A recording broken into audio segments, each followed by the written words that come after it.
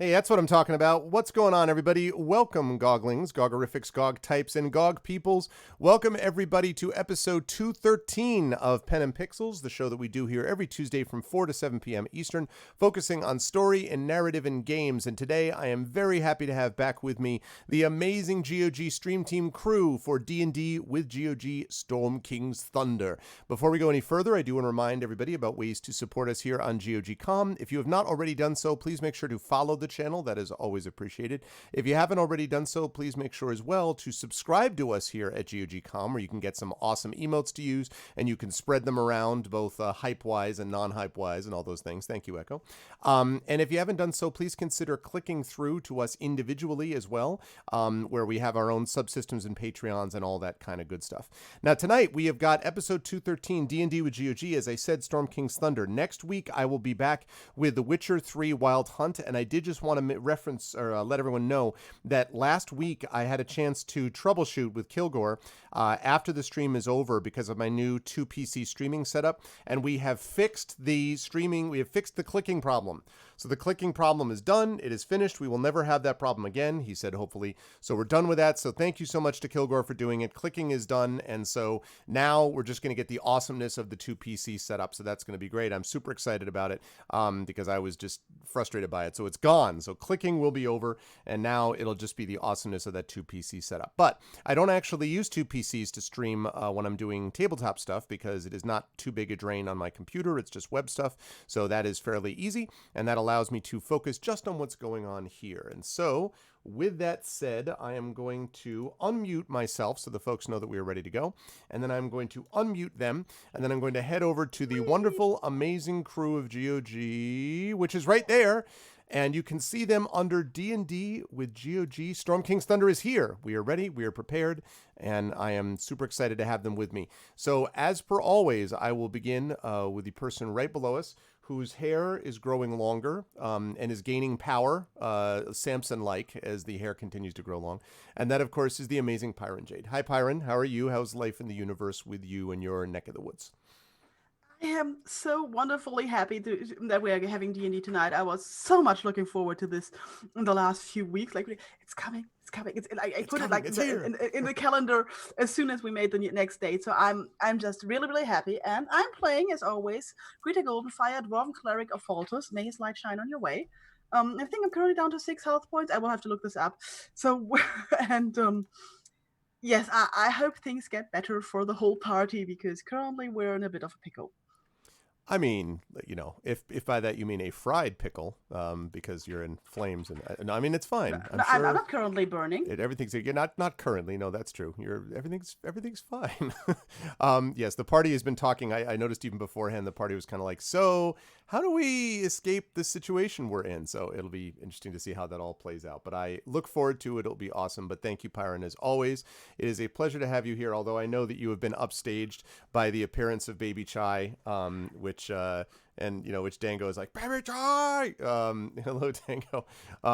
Unfortunately, none of us can measure up to the cuteness of a baby, and I think we can all agree that that's just a fact, and that's just reality, and that's the way that works. But we'll have a chance for Baby Chai to introduce herself properly in just a minute. She's taking over, of course, as the newest member of the team, and so that'll be fine.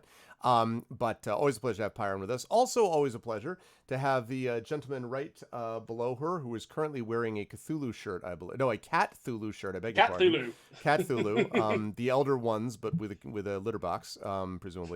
I actually saw one of those this weekend when I was at Boscone. So that's the elder gods through cats are spreading their words far and wide. So that's how that's going down. But it's always a pleasure to have Darksaber with us. And again, I want to publicly thank him for doing Dashboard and Moobot because he's an officer and a gentleman. Saber, how are you? How's life in the universe with you? And who are you playing, sir?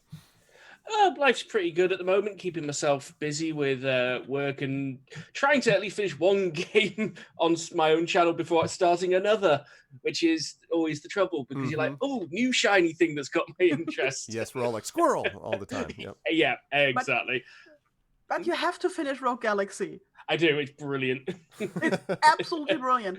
If you're not following Saber, you have to do it now because I've never heard of Rogue Galaxy before. I hadn't. And it's such an absolutely amazing game. But yeah, I am back playing as Celsig Mauer, who is somehow again the healthiest party member. Although apparently I found out people are making wagers on when he's going to die. So shame on you all. Yeah. You all deserve whatever I he will gets, outlive Chai. everyone. If he does die, he will be very, very mad at all of you. If that actually ends up happening, we will see. I'll come back Obi-Wan style, and I won't even say anything. I'll just be looking at them like this the whole time. Just what I told you was true from a certain point of view. But always a pleasure to have Saber with us. Now, we will have Mike, formerly known as Screaming Joypad, currently known as Peripheral Mike. We will have Mike with us any moment. He was getting back late from an appointment, but he will be with us shortly. And so I will let him introduce himself when that happens. But in the meantime, I will go on down to Baby Chai's mother, because that's all that she is right now, is she's just Baby Chai's mom. But welcome, Chai. I hope everything's doing well. How are you and all that? And how are you feeling? And how's... I asked you this off stream, but how's you doing? Okay with sleep? Like how are you basically? How's things going? I'm doing great. I just got sneezed on. That was exciting. Outstanding. The lovely world of children. I know it Indeed. well. I've been like all fluids have come in contact with me, like everything. And the other day we had the most massive blowout. It was dripping everywhere. It was all over me, all over her. It was glorious. Remember it well. The worst. It's the worst. But yeah, everything's been good, honestly. The colic has died down a little bit, so we're actually able to sleep a little bit better, which is great.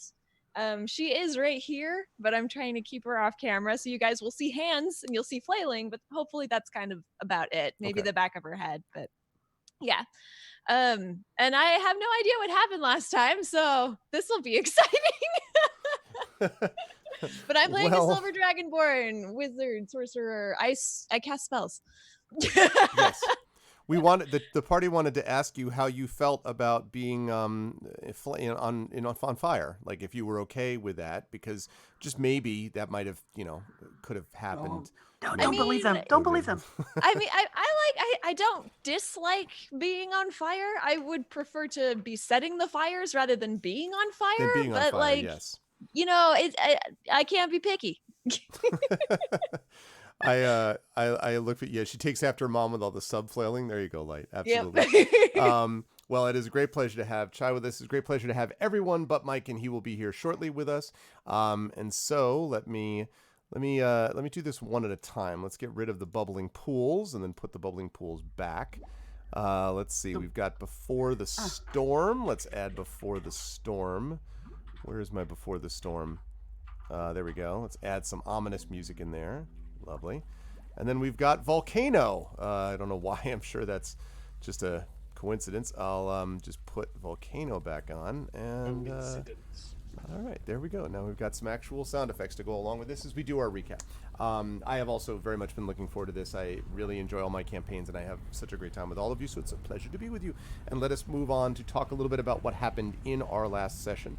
The party has been descending into the depths of this mountain to try to find the fire giants, Duke Zalto, who is their leader, to try to find the Forge of the Fire Giants, and specifically to find a teleportation conch, which is this shell that is going to be used to get them, they hope, to where King Hecaton is being held or has been kept in bondage. And the reason this is important is because King Hecaton is the head of the Giants' Ordning, and since Hecaton has been gone, the Ordning has fallen apart and anarchy has been loosed upon the land. Giants attacking townsfolk, attacking villages and cities for no reason, acting strangely, giants acting badly. And basically, when you have giants acting badly, it's not a good thing for anybody. And so the party has been trying to figure out what has been going on. They have faced various creatures, followed numerous leads while also dealing with their own individual circumstances, and have finally found their way to this place, the Forge of the Fire Giants, making their way carefully down into, through a group of yak folk that tried to keep them sort of held up and kept to themselves. The party ended up managed to get through that. Thank you so much for the follow on my channel, and thank you for the follow on GOG.com as well, everyone. Let me just find my GOG alerts and make sure I have those on. Okay, good. I do. Lovely. I've got that. Good. Wonderful. So as they descended down into the depths, they took essentially an elevator, a platform on a chain, all the way down. They did so rather rapidly because they were being pursued by these yak folk, and they managed to get down to the bottom and get off of, or at least under this level, and get off the elevator, which is now gradually being dragged back up to the surface. And so the party has a little bit of a time crunch in that they have to consider about what happens when the Yak folk finally get the elevator back down there. That's part of it. But in the meantime, the party has other problems because they have found themselves in the upper level here of Iron Slag, the fire giant's fortress. What they discovered here was a little bit troubling to them. They expected that they would find certain orcs, certain giants, and things like that. And in fact, they were able to, with some fast talking from Uraash, manage to get their way through that and convince them that they were not sort of enemies that needed to be destroyed. But what they also found is that they were in the middle of an active mining operation and forging operation and not weapons. What they're actually forging apparently is some enormous colossus. They came to the top of this room, this huge room that you can actually see on the screen here, which I will scroll over for you a little bit. And you can see right now that the top, this is sort of the top of the Colossus. So the arm is being held, the scimitar is being held by these cranes. And down below, the rest of the Colossus is there, this enormous thing.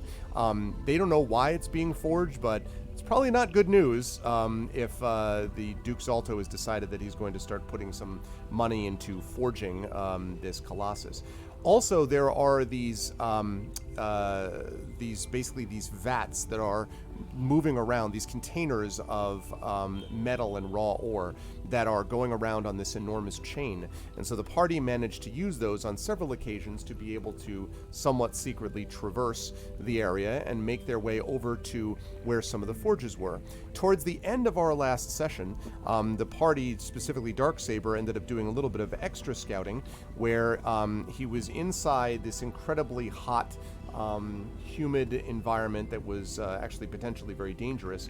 And down below were 4 ogres armed with these 15-foot-long hooked poles that were using the poles to dip buckets of iron ore into the smelters, and a larger figure, a person, some kind of apparently Duke Zalto's son, since he made reference to his father, who was torturing a dwarf while Darksaber was there.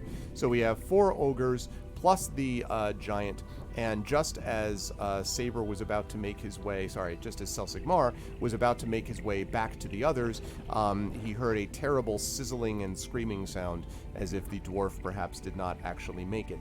Right to the south of that area, actually, is a huge wheel, which is made of iron gears and wooden spokes, and there are a number of creatures, dwarves and humans, with iron manacles around their ankles that are pushing the wheel around. And while the party was watching secretly this wheel be pushed around, one of the one of the slaves kind of pushing them, collapsed and ended up being replaced by someone else who went to the one of these spokes, basically, of the wheel and put back in place. So we've got slavery, we've got Colossus being built, and the party has not yet discovered what they need in terms of this conch of teleportation.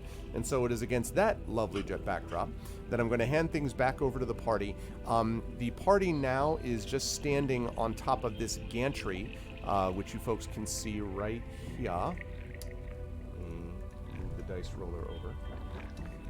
You can see them standing on the gantry right here, and the party is now talking to each other as Selsig has returned and is now ready to talk to him about what they want to do. And just so the party remembers, there is a set of stairs leading downwards that are on the other end of this gantry, but I know that you also had concerns about how you wanted to handle some of the things that you've seen. So having said all of that, I will now hand things back over to the party. I have a quick question because I think I did not get a part. So we saw the one fat fire giant in the room 18 who was like dipping a dwarf into lava. That's right. That's the one who was making reference to his dad, which makes you think that he might be the son of the Duke. Okay, I was not sure. Did we actually see the Duke? I think we saw another fire giant playing with the hounds. You sure did. And so we assume that's the Duke. Yes, and I have a picture right there, which I just popped up on stream. Mike has just arrived, so give me a second. Mike. I will fix the windows. I've been cut in half! Yeah, but chat can take a look. It happened. Yep, exactly. Well, it was a good oh session. Oh no, now there's a baby! All right, hang on 1 second here. I will fix that up. But yeah, you can actually see Duke Zalto and his hellhounds up there. At least you're guessing that's Duke Zalto. He's got a crown. He's got everything you could want, and he's got all the accoutrements of kingship. So you can see all of that there. While I am fixing this, though, I'm gonna put Mike Apologies. up there as best as I can. Sorry, my name is Mike Smith. I'm a destroyer of streams. Yep, exactly. All right. I'll be playing Urash, the half-orc barbarian, and devout follower of Tempest, and ruiner of stream layouts. Yes, indeed. All right, hold on a second. All right, that's I also need to move my microphone. that fixed. I have a second question. Since I had my Dwarven Smith vision, how much time has passed, more or less? So maybe I'm thinking about maybe going back there. It has been. Well, you were unconscious for quite a long time. I would say, because you had the yak folk in there in between. Well, it hasn't. It's probably been. It hasn't actually. It's probably only been about half a day, because remember you went up. That right afterwards, you actually went up and saw the yak folk. Then they fell asleep. You were there for a while, for a few hours of sleep. It's probably about 12 hours, I would guess, Greta. I don't think he's going to be that fast. Damn it. Probably not. Would be my guess. But maybe time moves differently there. True. Hope springs eternal. Because I think we could use some support in some magic item I'm way. gonna be right back. Okay. Oh. Ooh, she's holding the baby like it smells. Yep. So Yep. I guess. That's a stinky baby look. That is. Mhm. Yep. Okay. All right. There we go. So let's have a look at them. I was hoping actually Apologies for being late. that we could maybe crawl up in some janitor closet and get some sleep in, but knowing that the yak folk will come down and tell everyone that we're here, that might not be the best option. Yeah, you're at least distant enough from them that you're not going to be immediately like they show up and see you. But the fact that they were apparently trying to come down, so at some point. Didn't we see some? Like we were first in this room with the orcs where we actually ran into the janitor's closet. Was there another fire giant there? Was the overseer, or what race was he? That's correct. The was another overseer on fire that on the giant. eastern side was also a God. fire giant. So we've got Yeah. fire giant to the east, fire giant to the west, which is probably Duke Zalto's son based upon what he was saying, and then you've got the ogres in that western room, and then you also have several orcs that were in that eastern room too. Are we thinking about? Sorry to interrupt. I'm just catching up real quick. Are we thinking about how we can best, if we can rest at any point? Nah, I think we can forget about this. But yeah. Like literally, this campaign now has given me anxiety this week because I've been thinking about our current situation. I'm just like, there's nothing we can do. This is all bad. I mean, there is still. This if I is bad on bad. to the south of where we are, is this another opening, another door or something, or is portcullis or however it's called? Yes. The portcullis, yes. So there is actually a portcullis there, that is correct, which is currently closed. But there is apparently an area beyond it to the south. Like, if you walked up to it, you haven't done so yet, but if you walked up to it, you could probably see farther down the hall. Yeah, I thought that was on the floor below us. No, that is this floor. Ah, okay. So because maybe like if we go there, there's a sign like to the conch room this way. I'm hoping for something like that at this point. This I have way a horrible, to I have end a result. horrible gut feeling. Yeah, this way to quest end. I have a horrible gut feeling that the conch is going to be on Duke Zalto, like Oh, dude. on his person. Like That's he's what I using- assumed anyway. He's using it as a dog whistle or something for. Or, instance. or on his belt, or in his pack, or around his neck, or so, because we don't know how big it is. Like assuming like it's like the size of a normal conch to a giant.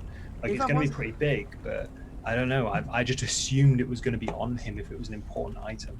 Do you think Duke Zoltol likes his son? Maybe we could.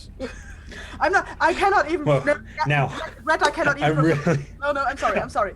No. I'm really glad you said this because I have been having similar feelings because I couldn't remember. Now, can we just reiterate? Can we just roll back? No, I cannot. The I cannot. fire giant in front of us that was dangling the dwarf, Right. or the person, and dropping them, basically torturing Yeah. dwarves, right? Yes. Do we know that that's Duke Zalto's son? You don't, except for the fact that he kept making reference to, maybe I'll use you, my dad could use this extra thing. Maybe my dad could do this. Maybe my dad could do that.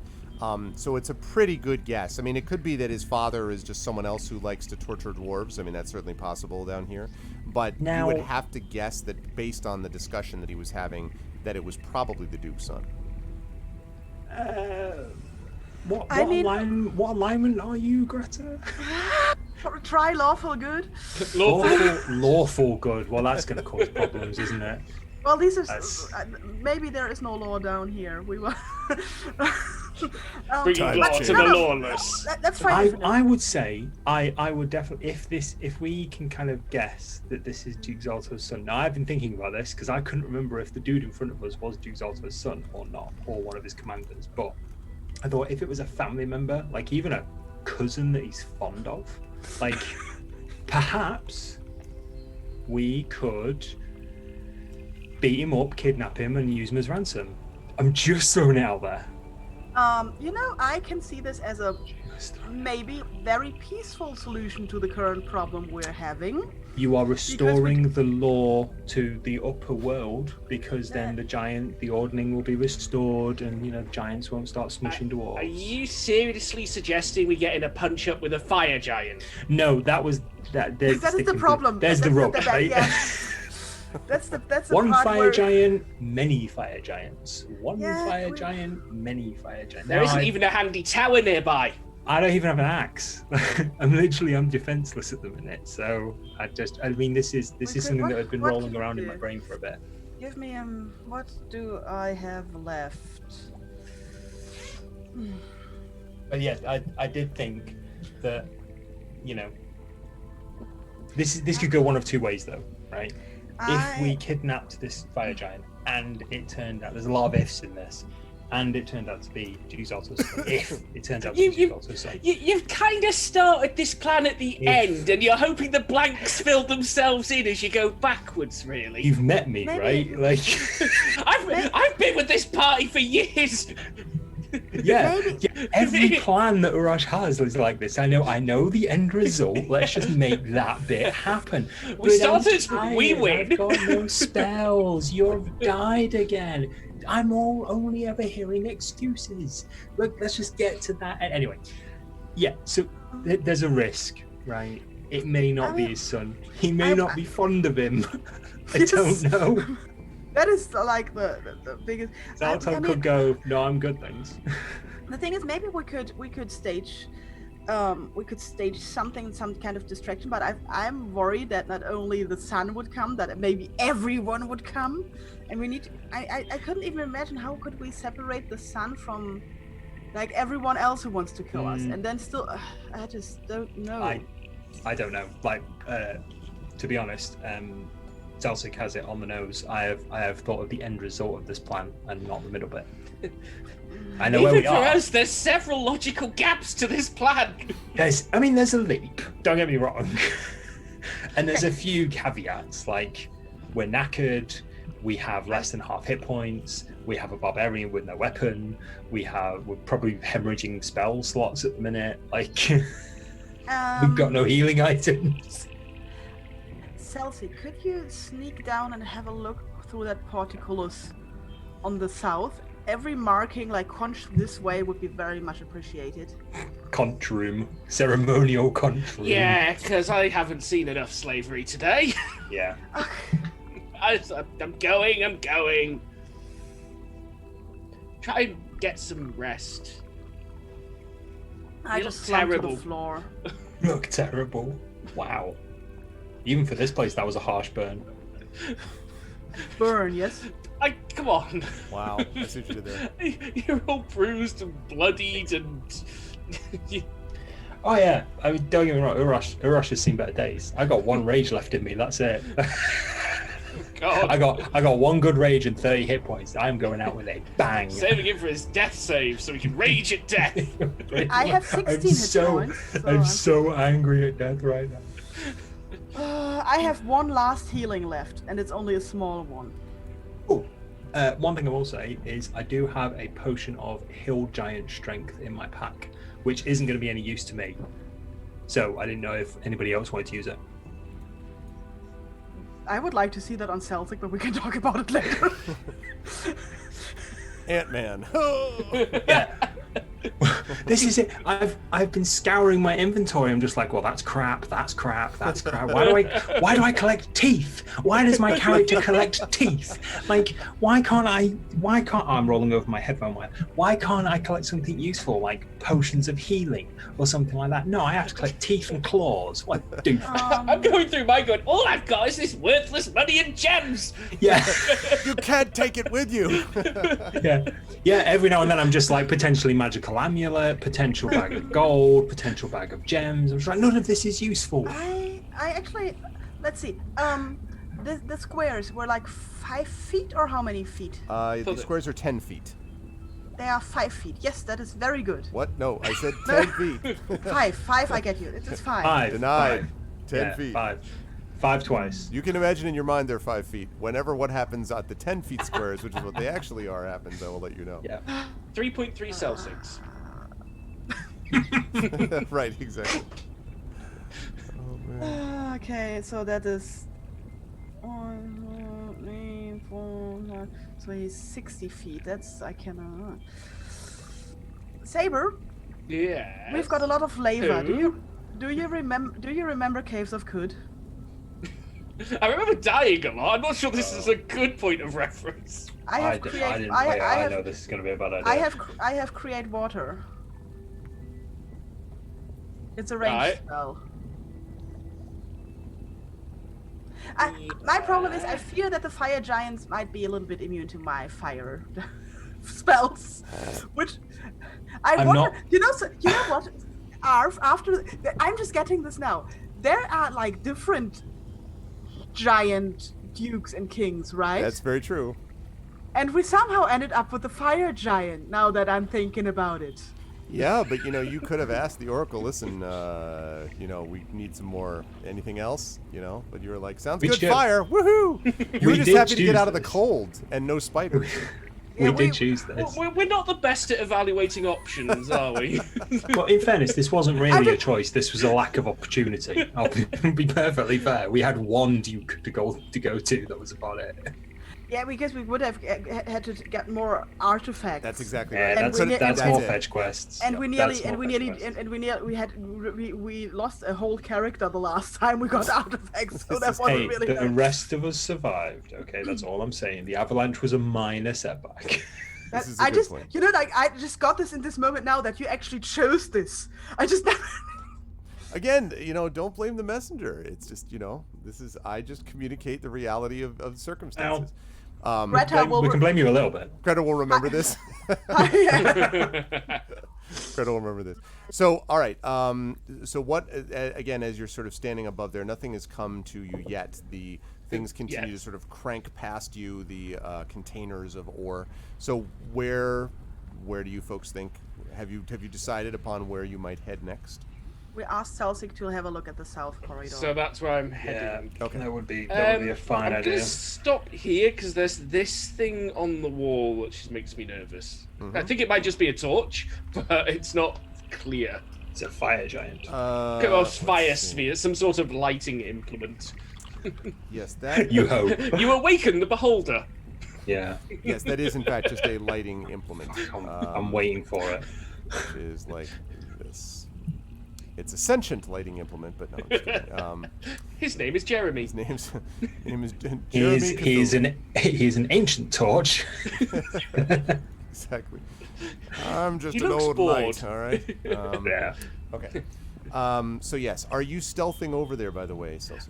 Yes. I mean, I don't think I'm at risk of being hit, but survival instincts being what they are. I would appreciate a stealth check, please. Okay.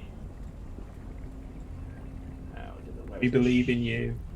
Don't say that. Yes, and for people from my chat, for those of you, there's a lot of inspirations at Tremaine, like Echo just offered to do. You can do that. If you could just cue those up, that'd be fantastic. So, Celsic, you all watch as Celsic makes his way over. You've seen him, frankly, you've seen him bring it a little bit better than this in the past. You know, he's kind of like you hear his boot scraping over the iron below a little bit.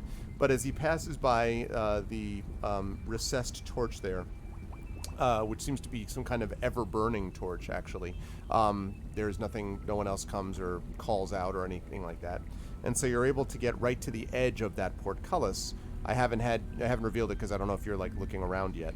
But Well, now that nothing eventful has happened on the way over, I'll be sticking my head around the corner. Okay. When you look down this way, what you see is. What you see is this. This does seem to lead into some room, a corridor which extends to the south, and then leads into a larger room. And just from your vantage point, you can actually see that there are what look like an iron cage down below. And you can actually see that there is, just from your vantage point again, Celsig, that there are creatures inside these the iron cages. In fact, it looks like there are some dwarves there in rags, looking miserable, just kind of slumped against the cage that you can see from there. And how wide are the bars on the portcullis? The portcullis bars are, I don't know, roughly maybe a foot, sort of maybe half a foot to a foot across, 6 inches to a foot, from what you can see, although you need to get closer to be sure. And the cages themselves are pretty tall as well, 10-foot tall iron cages. And you can see from your vantage point that there is a door in front of, next to one of them, and there's a large padlock that is hanging from the lock on the door. Clearly, this is where they keep their treasure. Treasure, in quotes. Yeah. Well, I'm going to get closer and examine the portcullis. So, Okay. Doesn't seem to be anything else. It does not. This portcullis is it is made of iron, as was the other one. It is currently closed, and as you're sort of looking at the way it is, it looks like it's just kind of settled into the ground. I believe you've actually had the chance to have Urash sort of help you lift one of these portcullises before. And this looks very similar to that one that you lifted before. So probably, however, would make a noise. And if there's anything in the room besides, certainly, from what you can see, like the people in the cages are definitely awake, or at least apparently living. So you don't know whether they would react or not, but certainly the sound of the portcullis lifting would be audible as far as you know. Can I try to listen to see if I can hear like guards talking or anything like that? Sure, make a perception check for me. Okay. 16? Yeah, as you're in there, you do sort of listening. There's a little bit of this is kind of overwhelmed by the sound of the creaking of the chain behind you as the containers move forward, and the kind of sound of fire in various forges and hammerings and shoutings. But you do think that you actually hear kind of a what language do you speak? Hang on, not much. Where is it? I put it here somewhere. You hear nothing.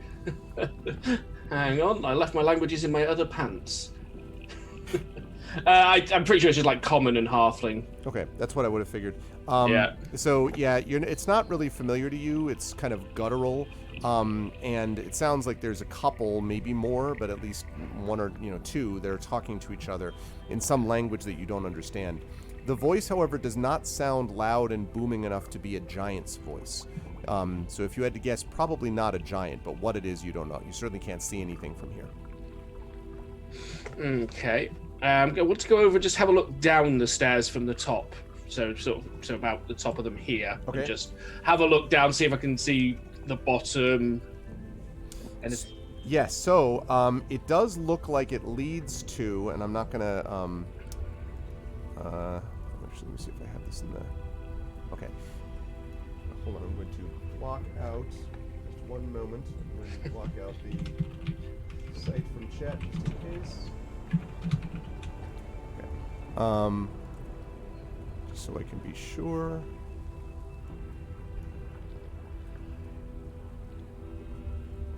I'm glad I did that because I need to make sure that I have the right map. All right, 1 second.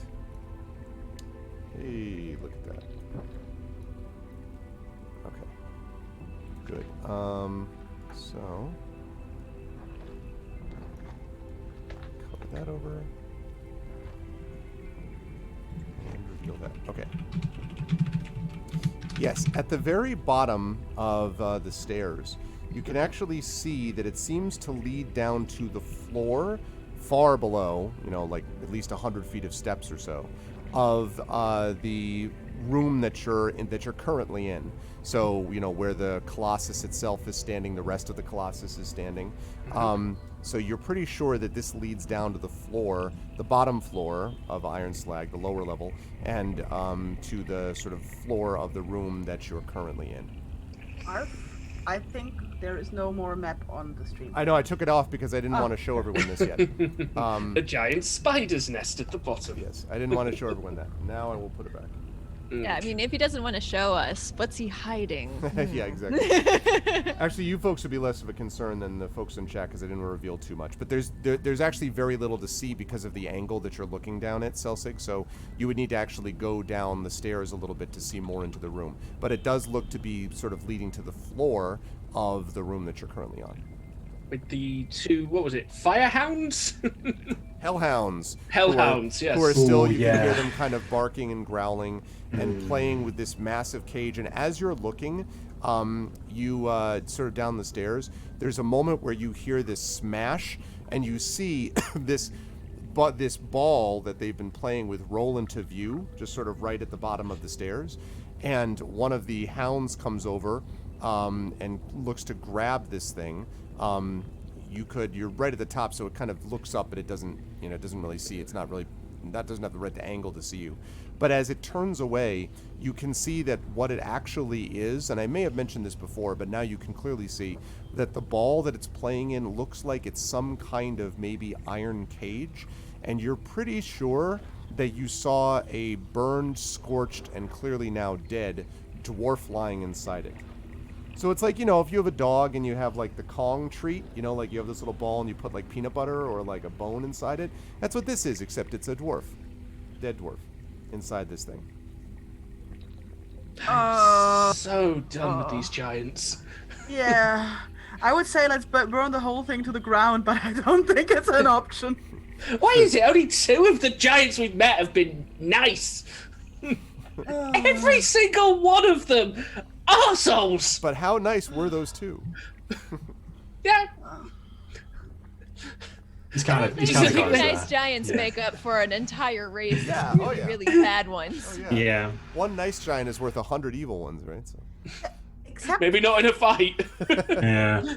so except for the stairs that would lead us down to Duke Zolto and his pets, or Zoltan, or however he was called. We haven't seen any stairs down, right? I believe that's right. Yeah, the only ways that you know of that are down from rooms that you've seen are the stairs here, and then of course there is the elevator, but the elevator, as you know, is currently making its way upwards. However, you have not, in fairness, you haven't explored absolutely everything in this upper level yet. There are, there are other areas here, like for example, there's a reason for that. Right over here, right, there is this other gantry-way, and that has a platform of some kind, like a hallway, that leads up to the north. The problem is you haven't been able to figure out a good way to get to this gantry yet, but there is, another passageway that leads there. So, yeah. Quick question. The buckets going in the opposite direction, the buckets furthest away, so these ones over here, do they look full of something? Are they empty as well? They look to be mostly empty, although it doesn't look like all of them are that way. Some of them may have other stuff. The way that it seems to be working is the buckets come up here, and then the ogres in this room tip over the ore into the smelter, and then they keep coming up here, mostly empty, but there are a few of them which seem to be filled with, again, you're not 100% sure, but it might be like junk parts, because you remember that here, the on the eastern side over here, the orcs were tipping out, remember, like slag and like kind of filtering it basically. So there was some of that stuff there. So basically, though, most of the slag and stuff, most of the good ore is being loaded here, and then it's being dumped out into the smelters over here. So basically up here, it seems to be mostly empty. So, the orcs in the room with what we think is the sun, they are the ones who dip out the ore. The ogres, yeah. The ogres, sorry, ogres. Ogres. Ogres are bigger than orcs, I guess. These guys over here are orcs, but these guys and one fire giant. That changes my plans. These guys over here are 4 ogres plus the fire giant sun, if that's what it is.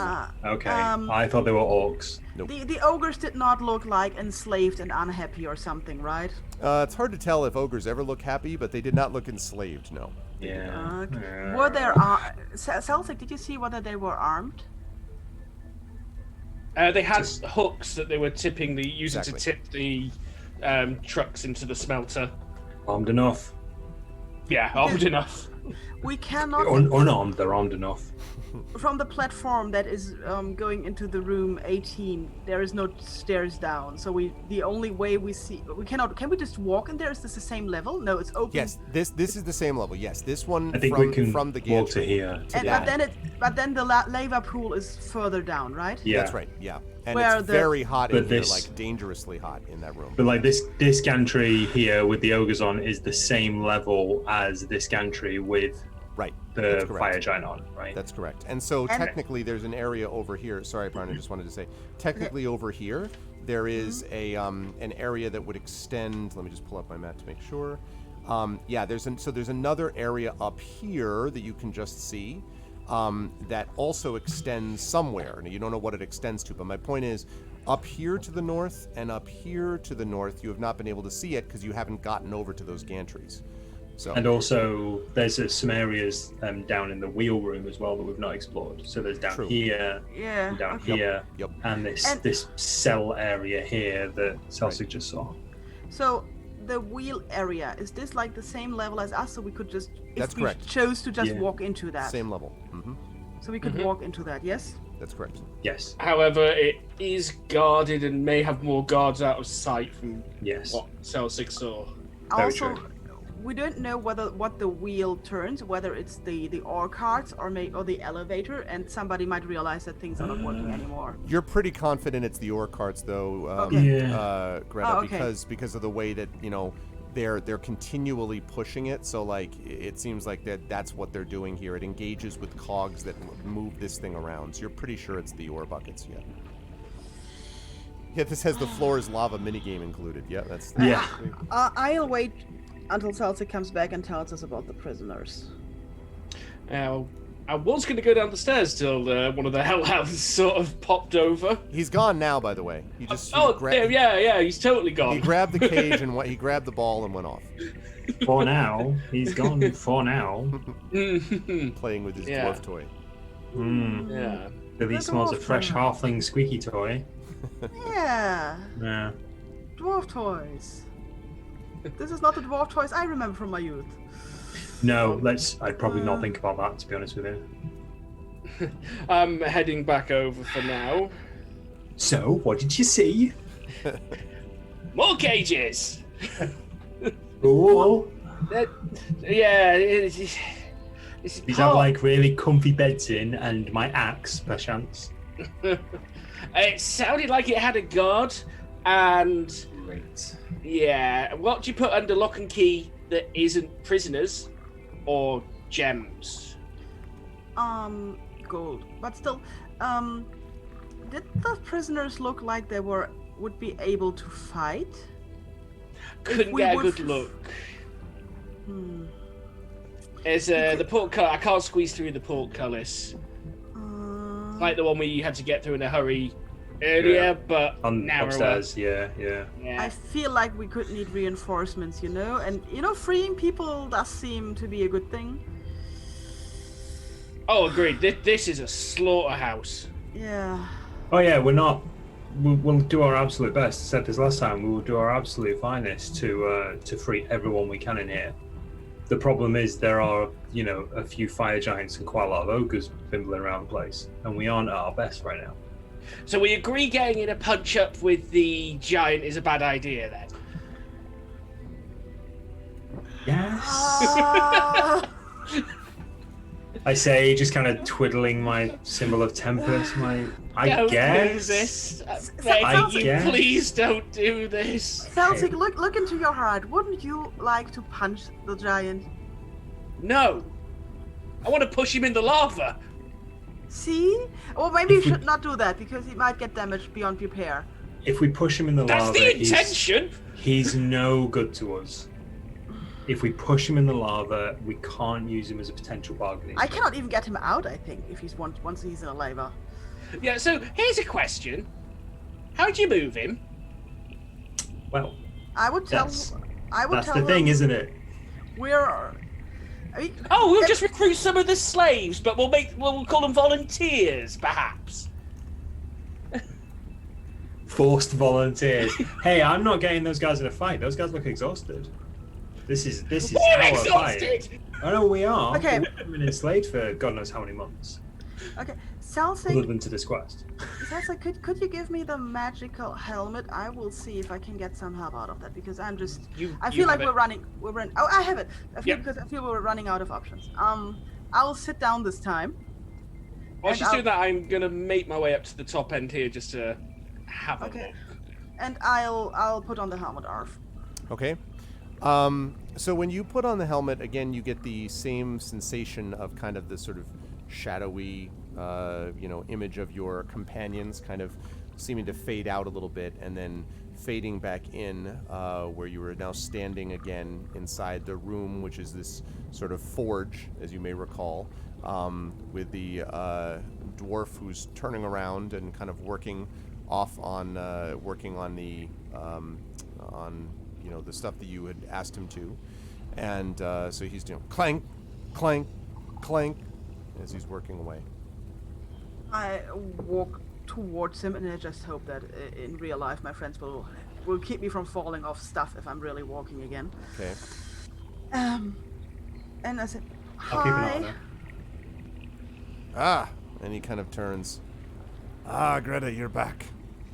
Yes, I know I might be a bit early, but I wasn't sure about how time is moving here, so I decided to have a look. He says, well, they're coming along, as you might be able to see. And he kind of lifts up. He's got one of them actually in these tongs, like these, that he's holding onto the gloves with.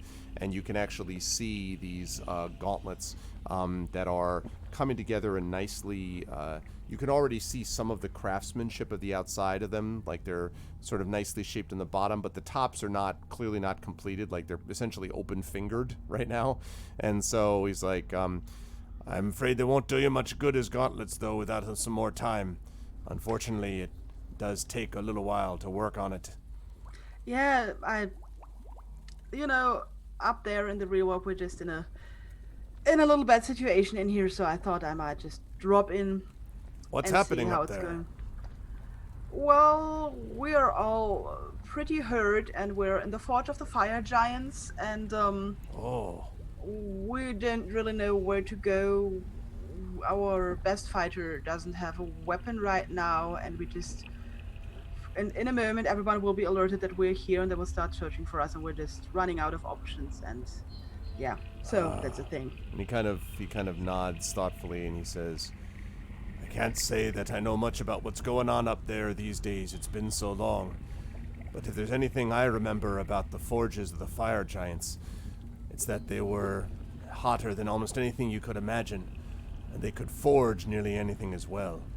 But the one thing that was important was, I know they always needed a great deal of power.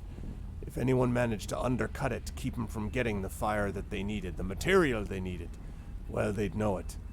If you wanted to bring them all to one place, you figure out a way to stop them undercut the forge, stop the material they need for it, and you'll get everyone there within earshot and beyond to get there in a minute.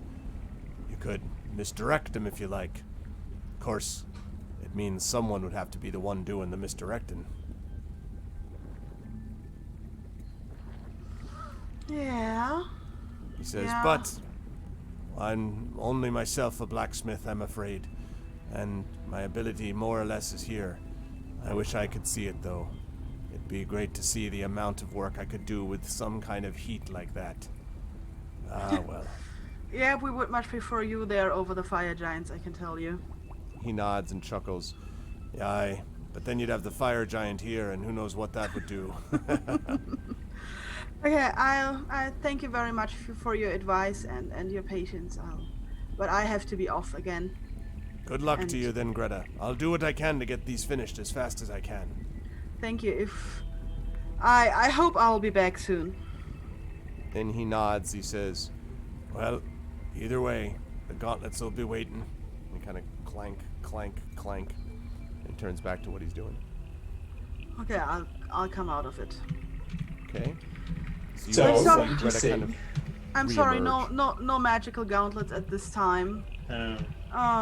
He thinks Magic that. glasses? No, nothing. I managed to mention a very nice way that we are lacking weapons, but I don't think bringing one of them back was really an option. What, Saber? Insurance policy. he was I asked him a bit, I told him a bit about the situation we're in, and he was like, yeah, distract them, get them to one place. And I think that is maybe a thought that I was thinking about. How could we get to the fat fire giant, who we assume is Duke Salter's son, or Zoltan, or however his name is. But you know, in the room where he is in, there is still an opening to the north that we've not been to. And so I wonder if we could just get them all out of that room and then maybe climb down from that gallery into the room and just go north through that exit. We might be fine. Maybe we just, don't try to catch a fire giant. How about that? Climb down. How deep is it? How far above is Where- that gallery? Where are you thinking? The Is Celsius from unit of measurement doesn't go that high. Far down from how far down from the stairs above to the lower So- section? I'm gonna draw a cross of where Yeah, I'm yeah. at, okay? Just Okay. if you, There. can you draw where? Oh, Oh yeah. boy. Yeah, I knew it was going to be that. You're talking about here? No, here. 18. Oh, way over to 18. the left. Okay. Yeah, How do here. you do that? I want to do that as well. Just press and hold. I just hold the left mouse Well, button. yeah, left click and hold. Ah, There you go. there. You ping, Okay. ping, ping. Make Or it. is So this you wanna? Or So wait, you. maybe I have overlooked something at this plan. Is this a lava river? Yes. Yes. Oh, it's, gosh, well, not a darn it. river, but a pool, It's a basically pool. a smelter. So where it's contained, you can hear it bubbling below. As far as how far below, probably about 75 feet, you would guess, down from here to the bottom. We'll need more than an avalanche to get down there. Yes. I'm working on it. Okay, that's high. Also, did you not say that this room 18, was incredibly hot? Yes. Like, incredibly so. hot. Right. Yeah. So we'd probably suffer Yeah, if but, we went I mean- if we stayed in that room. For And, too and long. I should It's- specify it's hot where Celsig went in. It's hot up here because you're exposed to the fumes, whatever. Presumably, if you get down there, it would be extremely hot. Now, not hot so that you're going to be like burst into flames the minute you get down there, but you would definitely suffer the effects of inhalation and like. You could not stay Yeah. there long without being affected by it. Is basically. Yeah, we're talking this up here feels like an oven, down here would feel like a furnace, There you go. essentially. Yeah. Okay. So Yeah. I don't know how viable that would be going over this gap. We'd have to here. leave in a hurry in a direction where we don't know what's there. Yeah. Yes, but the other thing is going down where the guy with the hounds is, and I No, mean, I think that's dead out. Like we should definitely not do that. In case people are or- curious, that person they're talking about looks like this. Buddy. Yeah. This is going to be weird for me to say, but I don't think we're going to fight our way out of this one. I think if we go straight up, punch up, we're going to die. I think we need to be a little bit smarter.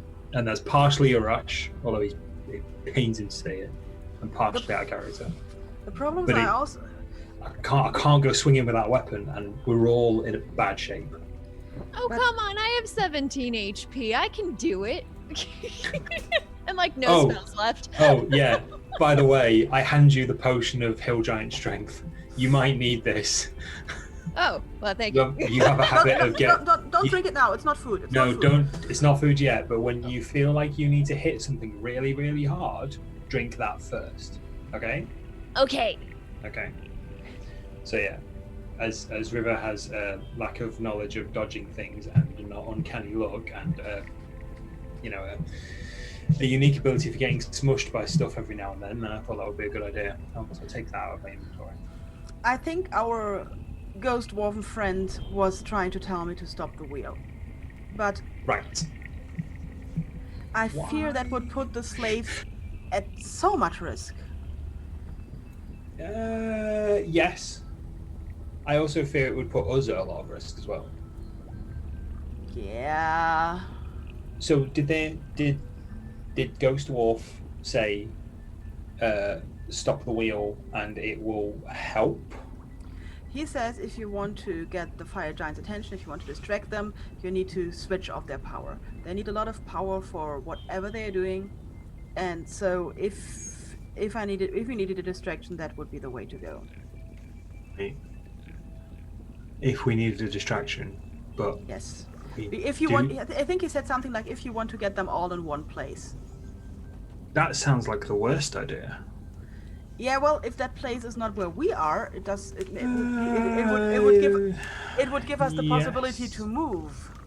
My only concern with that is that, and I might have to draw on the map here, just freehand it, is that if we are in here, right? Well, yeah, In 20, and we stop the wheel, yeah. these ogres are going to come down here, right? Mm. The fire giant is going to come from this direction, and Zolto and whomever is going to come from this direction. Hounds. Just to Hounds. clarify, yeah, the fire giant was down on the ground in 18, wasn't he? He wasn't on the raised gantry. That's Yeah, he's, correct. Yeah, Yes. We have like one right fire next gi- to the smelter, holding the dwarf Yeah. over it. Yeah. We have one fire giant down in 14 and one down in 18, Oh, and we have the third I'm one mistaken. in 12. So I'm sorry. In 18, the fire giant is not on this platform here. No. he's not. Oh, I see. He's down right. here. Okay. I actually put him already. He's down there. Yeah, I did wonder who that was. I thought that might have been the dwarf. Right. Okay. That may change things slightly then. Also, Yeah, one but still, point by the. I'm sorry. Just one quick point about him. Again, remember he also looked like a young or adolescent giant. Because he's about the same size as the ogres, maybe slightly bigger, as opposed to Oh, we substantially can. We bigger. can. We can Yeah, probably I mean, take him. that- If we that can get change- him on his own, we can probably take him down. And you give me like What a if he's sec. just young and impressionable? We could just talk to him, convince him that there's something else somewhere better, right? Right? Yes. Yeah, we could take you to a better place where you're not the king's son and can torture dwarfs all day. Yes. Yeah, see, there you go. When, Yeah. And when that fails, we can beat him into unconsciousness. Well, that is just such a pessimistic attitude. Proactive, I think you'll find. Meanwhile, I'm always just have, having a look around up here. always have plan B. You never know, So, there might be a ladder we haven't seen. there might be a ring put or a bonfire somewhere that we can all rest Emergency at or stop something button. like that. So yeah, Yeah. if we So draw attention that's to my only area, concern. but I guess Urash is right. If we draw attention to the area with the wheel, we might just be stuck between all parties there. Yeah. I think because we don't know what's in the other parts of this, we don't know what's south of 20, we don't know what's south of Yeah. 14. Maybe We the, could cause a lot more attention to ourselves than we want to. Best case, we get some slaves killed. Worst case, we all get murdered. At Maybe this the- stage, anyway. maybe the room with the cages just is like really, really, really long and even reaches until the area with the wheel, and there It are could like do. hundreds of guards in there. Yeah, it could do. Well, maybe not. Maybe you don't guard people in cages, but still. That you could know. be the armory, or that could be, the gold storage or something like that. I don't know. But It could also be the fire giant break room, for all we know. are the ore carts, they are all connected with a chain, right? The ore carts are all connected with the chain. Yep. Is this like maybe a chain that looks old and feeble? No, I cannot say that. It might look somewhat old, but it's definitely not feeble. Is it susceptible to fire? Not so much. Seems to have pretty good, it seems to have been cured, as the term goes. Given its by location, probably not. fire. Yeah, I was gonna say. Yeah, I realized that after I asked. Yeah, this is bearing this chain an enormous amount of weight, so it looks pretty strong. Okay, I'm open for ideas because I don't know what to do without dying. And I would like not to die. Could we do what we did to get here, to get to this northern part of this mine? Like go, I'm not freehanding anymore. Do we think we would be able to hide in the trolleys in order to get round to this point? Then And we then get see what's here. then we get dipped out into the lava, yes? Yes. Are they all being tipped out? They are as they go past. Yes. Do you want to gamble on the one you're in not being tipped out? Right. It's true. No, not really. I would like to make a guess. I don't think the conch is here. I think the conch will be on a different level because they're not going to store the conch like next to the quarters of the slaves. That's true. It will not be here. So Okay. we need to go somewhere else. I mean, it's I like we need to find agree. we need to find the treasury or Yes. something. Or the throne room or something like that, or the royal quarters, where the duke and... Wait, if he has a son, does he have a wife? Do we know? We don't. That's usually how it works. Yes, thank you for that. I had always wondered, and now I know. Yeah, maybe there's a royal chamber somewhere downstairs that has all of this stuff in it. I mean, it might be far down because we know the next level has like the lava pool and the mecha and stuff like that. So it might still be further down than that. My only question is, how are we getting down? That is the thing. We have not seen. I mean, would Well, they have like stairs down to The the royal stairs quarter? here, Yeah, but that's would, to the main room. would they have stairs down to the royal quarters near to the slave rooms? Probably not. So I would say our best guess is still to the north. Because I would say that's like still our best guess to go somewhere. I think I agree. I'm with you. I'm with you to the end. I just don't know how to get there. With our 'Cause feet. Well, how though? Walking. We can't go across this gantry because there's 4 ogres there, and there's no other. Is there another walkable path that I can't see? Let me double check on this. Celsig, are you where it shows you as being? Yes. Okay, so because, all right. While you're having this discussion, Celsig, I'll point out you're just kind of looking over to kind of see. I assume like, what are you doing there? Because it partly ties into the conversation they're having. So. Yeah, I'm looking for the layouts. If they're like I mentioned, a ladder that we might not have seen, because there might be. No ladder, but from that distance you can see that there is in fact a little bit of what looks like a big corridor.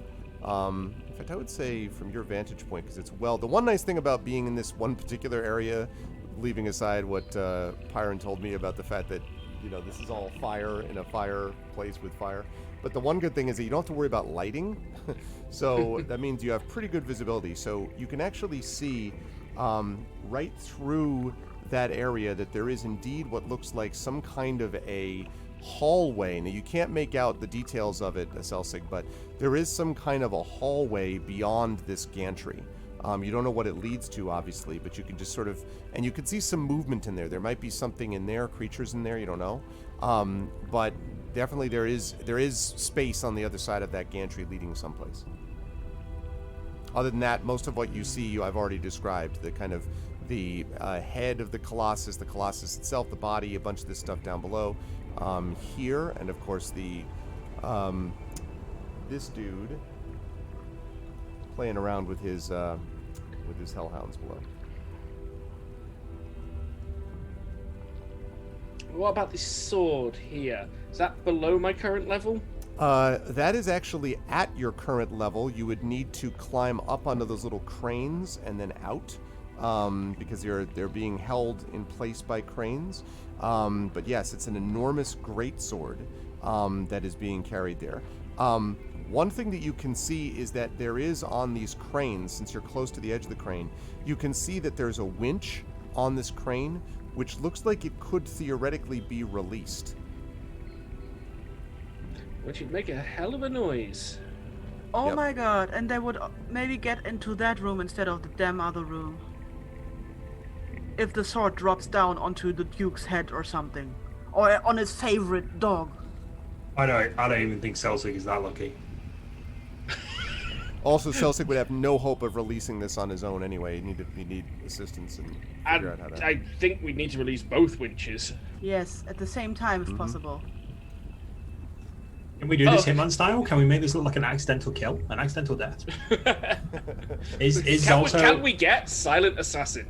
Yeah, is Zolto wandering around? I'm serious. Is Zolto wandering around on this lower floor in proximity to these items? He's not exactly. He's really kind of running around more like in this area, because these other spots below that are shadowed are actually like physical objects that are in the floor, like, the Colossus that's standing there.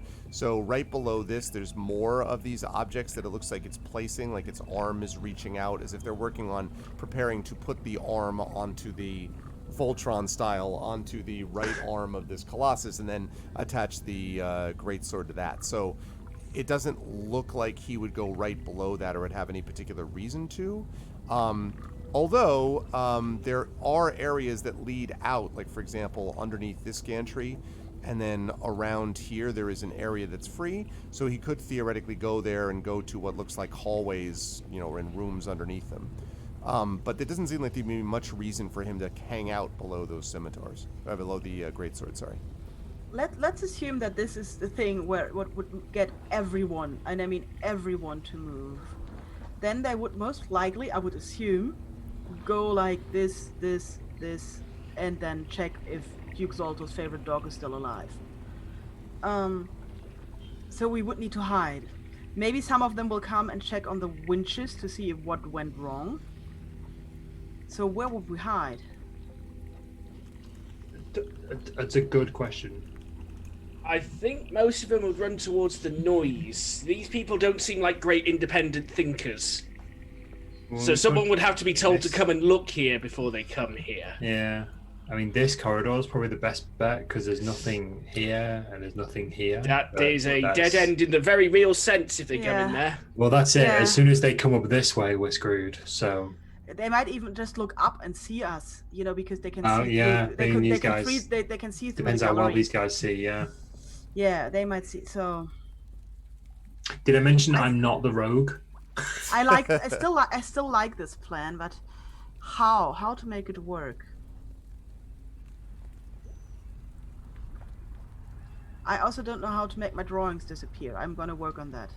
If you click the arrow, on the top left, Yes, I do. and then click select and move, Yes. and then just click and drag over all of your drawings, and then just hit backspace or delete. There you go. Oh, Ta-da! thank you very much. That's quite alright. That's deleted all the tokens off my map as well. All the tokens off your map. Well, Yes. all the player kit tokens are gone except What? Now we're invisible. Great. I've done it. You're welcome. How about- I don't. how about- I've How about we not absolutely do quite that? no idea. Let's instead do this.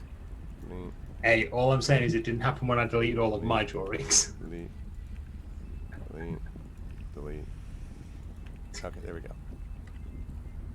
Apologies for that. Ah, come on, it was fun. So, Yeah, and I've actually lost you, Urash. Where are you?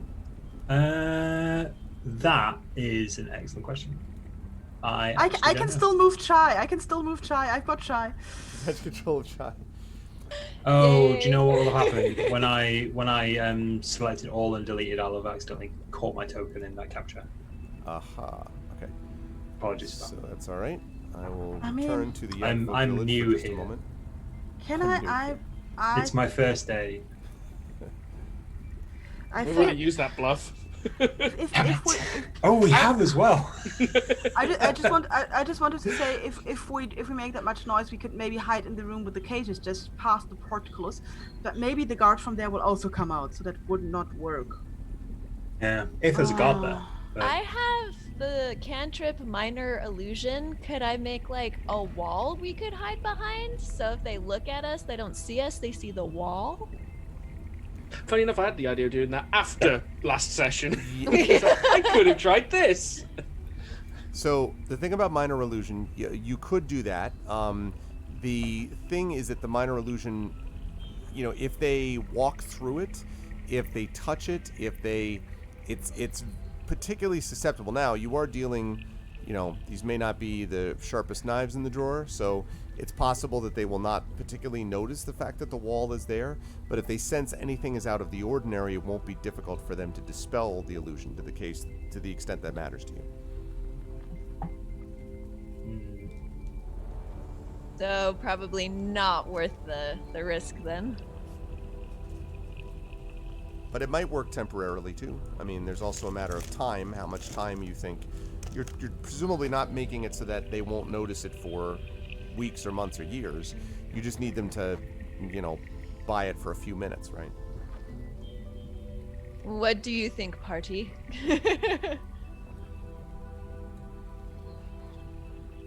I like it. What if we set something up in this area, because there's no platform here for anyone to come in this way. So if we were to hide here and do something, I don't know what. We'd have to move fast after they come. Like Yeah, set up like an invisible wall there or something, and we all hide behind it. Yeah, Yeah, but that's what I was thinking. yeah, but after that we would still have to run the whole way down through 20, through 18, and we are still on that gallery that is see-through from below. Yeah. You know what? I say we free people in cages, we free slaves at the wheel, we just try to cause as much havoc as possible and try to get through. Oh, I love this idea. You're finally becoming a barbarian. Just sacrifice you, everyone Uraj. else and then waltz right in. That's all we have to do. Yeah, pretty much. You know, they're getting killed all the time. We give them a fighting chance. Can I could I trouble you for a moment to talk about our Lord and Savior Tempest? Oh, well, thank you. Okay. I have this image, though, of just like every dwarf in a cage dies. Not every dwarf in a cage truly lives. You just have to give him the Braveheart speech. And... Yeah. Hi, my dear Jay. Okay, so are we going to this area then? South of 14 to open cages? I would It's follow. guarded. I would follow any ideas, but I. Wait, did you see guards? I heard. Oh, okay. Do you know what you heard? Like, was it fire giant? Was it goblinish? It was something I didn't understand. Oh, okay. So definitely not common. So not common, yeah. Right, definitely a bad guy then. We could. I'm gonna say the bad word. We could split up. Nope. No. Hard pass. Hard pass. No. No, listen to me. At full rest, I would still disagree with that idea, but I would go with it begrudgingly. At this stage of our health, I would not like to do that. But look, Salsic could try to picklock the cages, right, Salsic? I could. But you would need Urash to open the portcullis. That's true. River and we could try to stage a distraction at the wheel. Right. And that's what I mean with splitting up. Okay. I'm still not the biggest fan of it. I'm open for all kinds of ideas. I don't. We could try the invisible wall thing. We have found ourselves in a bit of a predicament. We have gotten this far, and now the fear of the ramifications of whatever decision we make is paralyzing us. This is why I save scum. This is why I save scum. Yeah, there's no glowing crystal nearby as a safe point. Exactly. This is. If we have analysis paralysis right now. Any decision we make is going to have a negative impact. If we weren't so damn injured, I would say we go in there and fight. Oh, yeah, 100%. The problem is that we are so damn injured. Yep. I also don't have any Why spells. do we assume the guards are going to come through where the carts are going? That's not an access way. An ogre's going to have a hard time getting through there. They could. You mean they would come through where the cages are if there is a connection? I mean, we don't here. know. They probably have a better and more sensible route for getting there if they need to. I mean, they need new slaves for the wheel. Yes, you are right. I think that might. Then so you would say we trigger the winches, if possible, so that we are not at the winches anymore when it falls. And then we hide to where the carts are, wait for everyone to move into the room where the hounds are, and then we go through the hot room up to the north. Or we could also then still free the slaves while we're at it. I think that's the best option. Okay. Because we've been thinking like adventurers who go places they're not supposed to go. Well, you don't run through fire to get to the other side if you're a guard. No, we do because we're idiots. Well, if you're a fire giant, you might just do that because you don't care. You're gonna have to break this down for me in half-orc barbarian because I don't know what you're talking about. Right. Hang on. Yeah. Rage, roar, roar, How rage. to speak barbarian. Get your pencils out. Rage, hit, roar, rage.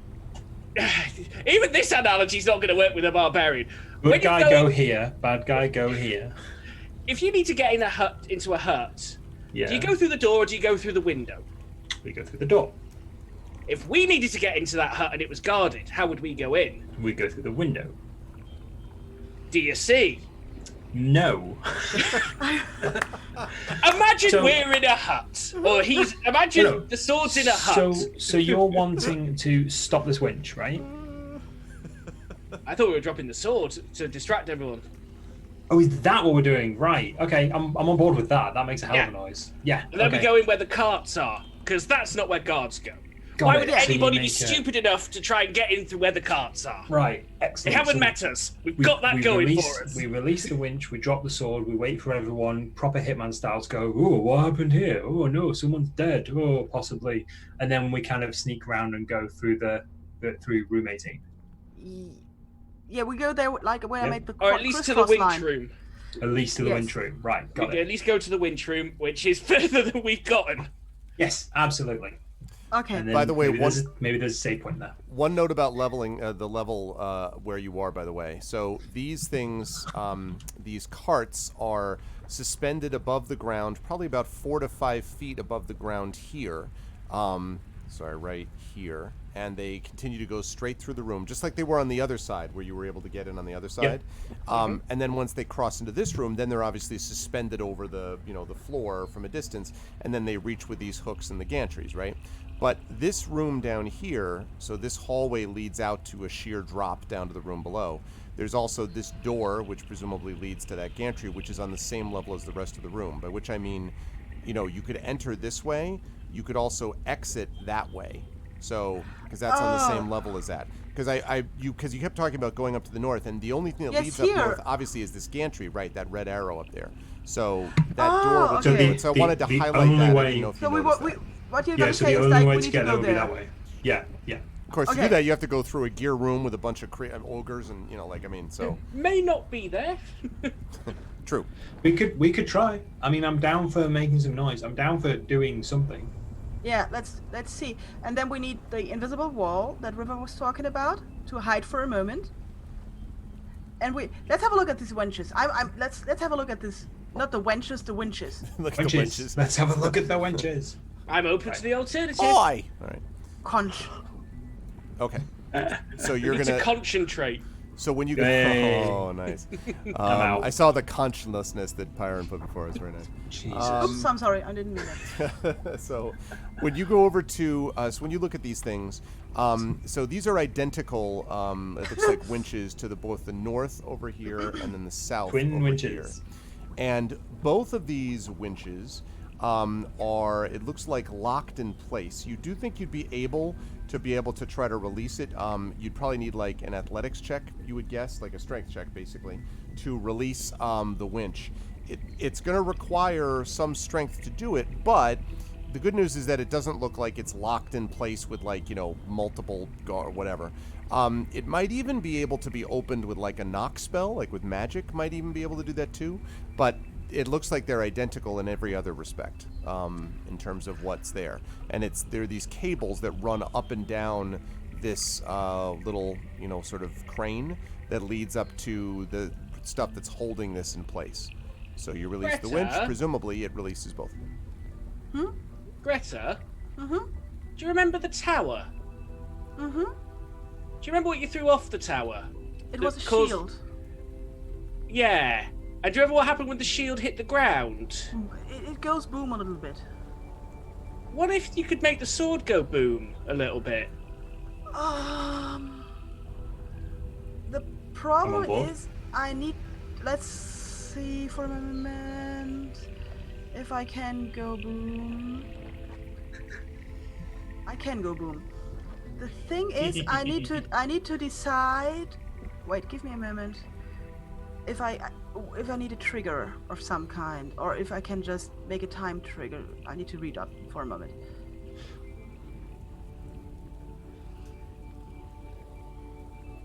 Have I seen Duke Zalto or either of his hellhounds go underneath this sword? I believe actually Celsic raised this question before, and the answer is not really, because it looks like there's not much of a reason for them to go out. You can't quite see what's down below there, but there may not be an exit from there. There are. I was kind of hoping you creatures just change your here, mind. creatures Could one of the here. triggers be if someone touches the sword? The trigger could just be us being a certain distance away from the trigger. Minor illusion also makes loud noises if we could pull That- them under the sword before triggering. We've got to consider the depth, though. Oh yeah, So- that's true. So yeah, I would need some. We need a little moment to prepare, just like last time. But I could make it trigger like us being away 50 feet or something, and then it goes boom. Isn't it like a 70-foot drop, though? About. Oh, you want me to throw it down? No, that's too far. The No, drop no, is too- I thought you could enchant the sword so that it could blow up once it hits the ground. Oh, I need to touch it. Should be able to climb up on the. Can't do this? Yes, I should be totally able to climb. I have Maybe this- sneak at the same time. Oh my god, the image, chat. Tell Can't me reach that you, the have image to toss me. of Greta climbing out on the crane, like step by step, so she can reach out to touch the sword. This is the best thing I've ever seen. All while trying to be quiet because Zalto and his hellhounds are. And it flying has down to below. be touch. You can't I- enchant something that could pass it along. No, I need to touch it, and also if it moves too far. You're and such a rule bender. I love it. And 70 feet is too far, then the spell would just disappear. If the object that is enchanted moves too far, the spell Oh. disappears. Ah. I could blow up the crane. Do I it. couldn't. I could make the plane. I could make the crane explode. Could you make the crane explode once the sword hits the ground? Yes, Do it. because the crane itself is not moving, so the enchanted object is not moving away. So yes, that would work. Inscribe the I just see there doesn't seem to be a limit on how big the object is. Table, floor, or wall is what they are. I hope not, because we did this to a tower last time. Oh, technically we did it to a shield. Oh, that's true. We did it to a shield. Semantics. I cannot make an explosive glyph bigger than 10 feet in diameter. But I could do that. I think it should be this one, because I don't fancy running past the flaming wreckage that everyone might be looking at. So yes. Also, if it falls blade first, that's a bonus. Okay. Yes, we could do that. Excellent. Let's blow some up. Yeah, Okay, so what have you chosen to do? I would need Close I would need Greta back, please. I deleted myself accidentally. In our amazing trying- sneaky stealth campaign, we're gonna blow shit up. All right, let me. I said one way or another I was going to blow this place up. I'm making the crane the exploding object of my glyph. Okay. Which crane? That crane. That exactly that crane. Okay. The North Crane. The North Crane. I also deleted River. Wow. Yes. Greta I'm Goldenfire, genocidal Rude. maniac. Can we all stop deleting each other, please? Oh, I cannot move my token anymore. I will take it away from me. I'm not surprised. I just feel like you've proven that you can't really handle the responsibility. We've lost this campaign. Oh man! All right, hold on a second. Yeah, because we really used to have things under control. Oh yeah, there was a time. Well-oiled machine, you guys. Okay, so what you want to do is Remember that locked door in our first ever session? Okay, now you should have it now, I believe, Parn. Okay, so just get it straight. I enchant the crane. We release the winches. This crane. We release the winches on both crane at the same time. Run like hell into the corridor with the mine carts. Hide there behind an invisible wall. Not invisible wall. That would make sense. An illusionary wall. And then just see what happens. Wait for the explosives. Something's gonna happen. Yep. Okay. This is great. So the only thing I'm not clear about is when you say you're hiding behind an invisible wall in the here, like They are going to see carts going into a wall and through the wall. I'm just. is I what don't. Maybe we could lie on the floor and make us look like the floor. I also have minor illusion, just so we're clear. So that's two minor. You know what?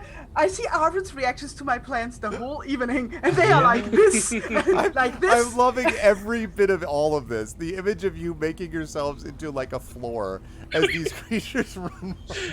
In order to beat the mimic, one must think like the mimic. Yes. What if we just like stand really close to the side walls, and then we are at This. side walls Like this. that? Yeah, just like that. Yeah. Yes. Exactly. Yeah. They're probably going to be too distracted to notice the walls a little bit wider in the middle. But your plan, though, eventually, is to get to here, right, onto that gantry, and then basically just book it all around. Okay, got it. Yes. Okay. I dig Okay. it. Oh boy. Okay. I enchant the crane now. Okay. So you enchant the crane. Now, in the possibly meantime, go wrong? you said the northernmost crane, this one? Yes. Yes. Okay, so I'm enchanting that crane now. I'm gonna move you up Trigger there. will be when the sword is, I don't know, let's say this 7. We don't know whether the chains are long enough for the sword to reach the floor. Maybe they are not long enough. So let's say like when it's 50 feet down, the crane explodes. Okay. Yeah. Well, if you Yes. click the release on the winch, then they will probably actually release, literally fully release the sword. Oh, so it doesn't go like. No. But it goes like, "Book." It will do that, but then when it hits, it will do that. But then when it hits the sort of end of its thing, it then is designed to spring open the claw at the end of the chain. So it'll go bat like So open at the what you're left. telling me, the sword will hit the The floor. sword will hit the floor. Yes, for Okay, sure. then I take the moment the sword hits the floor as a trigger for Okay. the trap. All right, sounds like a plan. Who is and then Orash is doing the southern one. So but there should, I assume that you've enchanted the crane, but then someone is also going to need to release the winch. To do all Yes, that. please hand me the potion of hill giant strength. I have a crowbar. You have it. Okay, I will first try it like, and if not, I will. Okay. But you're coordinating it with Urash. I was going to say there's a timing component.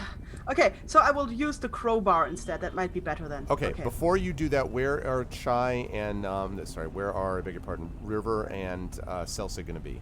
In the corridor, preparing the illusions. Yeah. Okay, I was going to be up north to help Greta, but that sounds like a good idea. Okay. In the corridor, so that they are ready to just as soon as we arrive. Urash and I. Okay. I love it.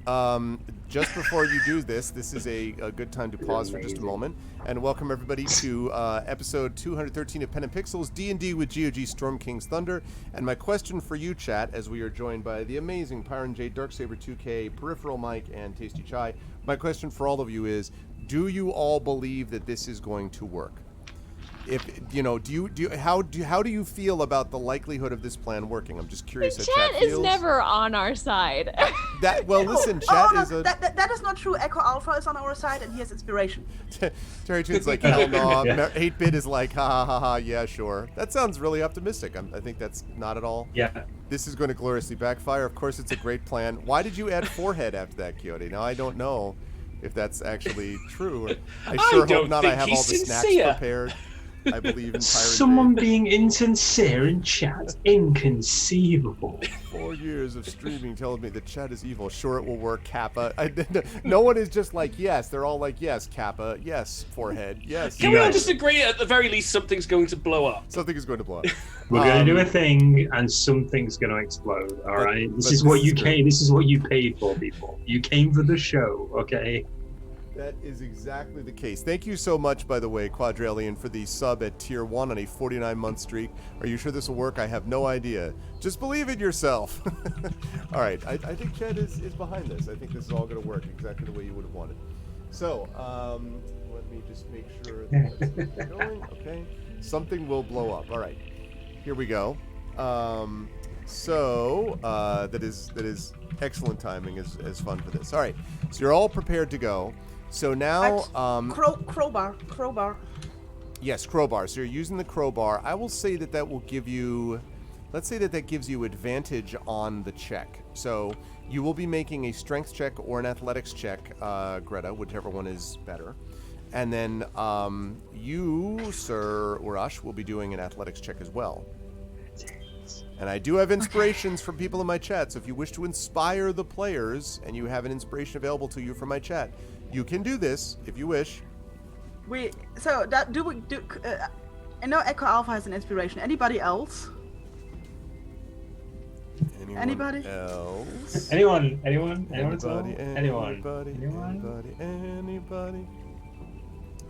Oh, he has 2. Why does he have 2? That's true. You do have 2. He has 2 inspirations. You can use them both up if you want. You want to inspire each of them, or do you want to inspire Greta and Urash? I mean, actually, Greta does not need this right now because she has advantage anyway.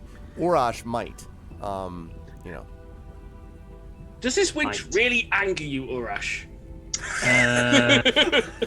I will not allow you to rage at the. Okay. You don't get to say why I rage at. Don't act like you have control over. You can be angry about it. I'm going to tell you mechanically throw what you're not going to in get. Our way. You can throw us. I raged at the Earth. Okay, I'm not. You did rage at the Earth, but that felt like a little bit more just like. Okay, so Echo has inspired Urash. Okay, here we go. Yay! Thank you. Urash, I go on the. I lift my hand so that we go on the count of. Can you both roll at the same time, roughly? Okay, 1, 2, 3. Well, that'll probably do it. And I need to. I'm on advantage, so I'm going to do another one, right? Yup. Yeah. Okay. So I'm glad you got that last one, Greta. So you're like, oh, and for a minute you see that Urash with no problem is practically with just one arm, just like this, and you're like, damn it, but you manage to and you pull it back, and indeed both winches go off as the chain is going up. I run like hell towards the corridor. Okay. Run. Okay, so running. you book down. I would say that you get into the room. I would say that you're about here, Greta. when Okay. the sword impacts the ground. You hear Okay. smash. There is this enormous sound that rocks the foundations of the, of the forge. It is everywhere. You hear roar, the hellhounds roar, like everyone just sort of looks around in shock. You hear roaring, and then like some enormous yelling sound in Giant coming from what clearly is Zalto, who's like yelling, and you hear footsteps coming from all directions. No. Why doesn't go boom? Why that didn't go no boom? Oh, I'm sorry. I beg your pardon. I forgot about the boom. I was too busy talking about the sound. And when it hits the ground, simultaneous to that, I beg your pardon. When it hits the ground, simultaneous to that, the crane also it's like explodes and fire rains everywhere. You hear this huge sound, and so there is like, everyone is like you just hear footsteps everywhere. You hear in the distance dong dong, some alarm bell starts to go off. There's just hellhounds and ogres and running everywhere, screaming, shouting. All is confusion. Let's see. Okay. So as this is happening and you were all running, now you get behind the invisible wall. So let's see. The invisible wall, yes. The invisible wall. So go ahead and place yourselves where the invisible wall is, where you imagine the invisible wall is. Where you hope the invisible wall is. On the other side of the group as well. Okay. Wait, I'm sorry, say that again. Celtic, what? I've got Minor Illusion as well, so I've got one on the other side of us. Okay. So one of us runs towards Celtic, the other one runs towards Chai. So All right, I just run towards the person where Urash is not standing. Yeah. Okay. Sounds like a plan. All right, so this person is going to run out this way. All right, these ones all... Well, you don't know yet what they're going to do, but I'm telling everyone outside of this, they're all running this way. They all... We hear a lot of footfalls, yeah. Yes, exactly. Okay, one remains. Okay, so here we go. Now, each as they run by, you hear this as it like runs right past you, and we're going to see in each case if they happen to notice that something. Oh no! Can we not just assume they don't see us? I cannot Yes, assume please. it. The good news is you'll be happy to know that they're not particularly bright. So this first one, so they go by, and then the next one, and then he rolls. Okay, I'm going to come back to him. Oh, no. Okay. Rolls and goes by. So they are all running past you. The last one, as he's running by, is like, and turns around, and accidentally seems to have brushed. You feel, Urash, something brush against your toe, and there's sort of a moment where he looks back, and he's staring right at you. Now, it obviously he doesn't see you yet. He's staring right at the wall, and he kind of tilts his head back and forth as he's like trying to stare through it. I remain very, very still, and I stop breathing. Okay. He reaches his hand forward. I need you to make a stealth check for me, please, Urash. Oh, this is going to go fantastically. Oh, that's great. Anyone has another inspiration? Now's not the time to use it. Woo! Wow, look at you. So His hand goes through my face. Exactly. You're like, I am Batman. So he reaches his hand out, and literally you see the image of his hand passing through right next to your face, like literally like this. Now, as you do this, all of you have this moment of horror where like your heart drops because you're like, he's seen through it, but instead he pulls it back, looks at his hand, shrugs, and runs out of the room. And just is like, ruff, ruff, ruff.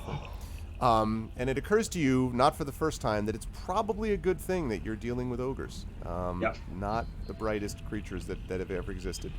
Okay, they are, as far as you can tell, all the ones that you saw from there have passed by. Now, you do not know, if you counted properly, there were 4 ogres in the one room and 2 ogres in the guard room. There are 2 ogres in the wheel room. Only 5 ogres passed you. So there's one ogre that has not gone past and does not seem to be coming, and there's a bunch of like shouting and screaming coming from the other room, and you also hear what sounds like steps kind of beginning to move their way, run up the stairs at the southern end of the gantry. Basically, like, presumably running up to look at the crane, you would guess. Yes. I'm going to stick my head out of this side of our illusion. Okay. Because I want to investigate around the corner here, basically. Okay. So first of all, it's a quick look. It goes clear. It does look to be clear from here. Okay, so I'm going to make my way, staying behind the carts, which...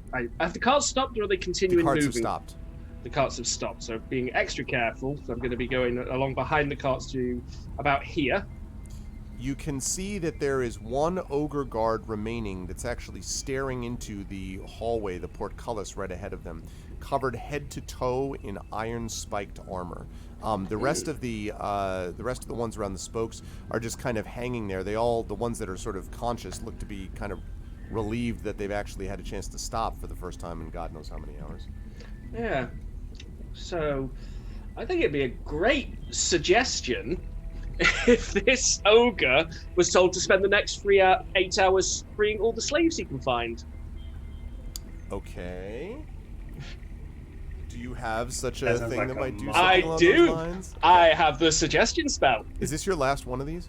It is, yes. Okay. I had right. 2. I have 1 left. By the way, we don't use components for these because the assumption is that we have components, because otherwise it grinds the game to a halt. But I do have to say I love sometimes watching the components for suggestion are a snake's tongue and either a bit of honeycomb or a drop of sweet oil. You know, like little honeyed tongue with the snake. I love Yeah. it. Anyway. Okay. So let's see. So you're going to word that suggestion. Now, you need to be able to have it so that it hears you. So are you going to like walk up close and be like, whisper it? The reason I'm asking is if you say it, then all the ones in the room will know that you're there too. You could theoretically walk up next to it and be like, hey buddy, type of thing. Yeah, that's you're right cool. next I'm not to going to yell it. I heard a rumor. I'm just going to be like, hey, the boss suggests you should set all the slaves free. Okay. Now, what's the DC? Now we're gonna find out whether it speaks common. Byron! Oh no, you have Oh to no, say does it have a language component? Spell save DC is 13. It does need to understand you. And so it goes. It looks angrily and kind of gesticulates at you.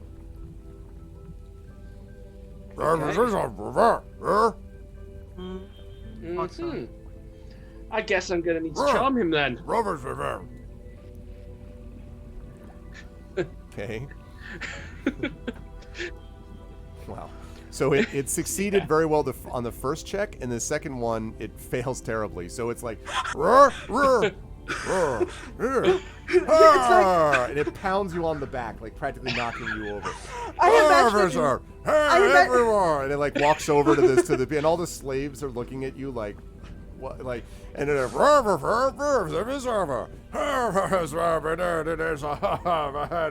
pats you on the head, like bang bang, like you're like practically hitting the ground.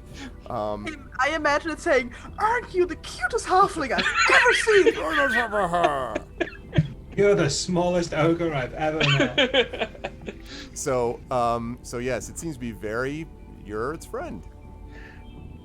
I have a pet ogre now. Okay. Let's free some slaves, I guess. Herb, and he gestures at you, and he sort of goes over and seems to be waving you over to this side of things here. Okay, let's follow Celtic. He is doing things that are good. He likes me. It's true. He did. That's a good point. Yeah. So, are you saying we're not as likable? I'm saying you're not as charming in. Yeah. I'm saying since I don't know what he did or didn't understand, I may not be able to explain the situation to him. I say we just calmly walk over to this door. Nah, he's trying. He's definitely paying attention to Celsic at the moment, so you could all do that probably. As you walk by, the slaves on the spokes of the wheel are too exhausted to even say anything. Yeah. So Do I see them moving behind him? yes.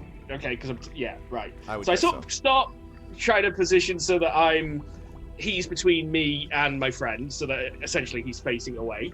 Thanks, Al. And I'm trying to sort of gesture, and I'm like pointing back to the whole room, and I'm like making a chopping motion, and then trying to convey like big thing happened, and pointing frantically back the way that we've come from. Okay, so just as you get there, you mean? So like just before he gets to that spot, so you do that, and he kind of turns around, and he's like, and he's kind of like shrugging, like what? So I make like a big beastie thing, and I'm pointing frantically back the way we came from. I'm gonna give Terry just a moment where you can do a screenshot, Terry. And the reason for this is, well, I'm not going to assume anything, but I just wanted to give you a sense of it because, well, I don't want to say because I don't want to make Terry responsible for anything. I just noticed that there have been I've seen some illustrations of things before. I'm just saying, when Terry Toons is in the same room, that's all. Anyway, that is what Celsig. Because Terry Toons is a legend. Roughly, yeah, legend. Roughly what Celsig looks like. I totally pilfered from the internet picture. Yeah. This is roughly what Greta looks like.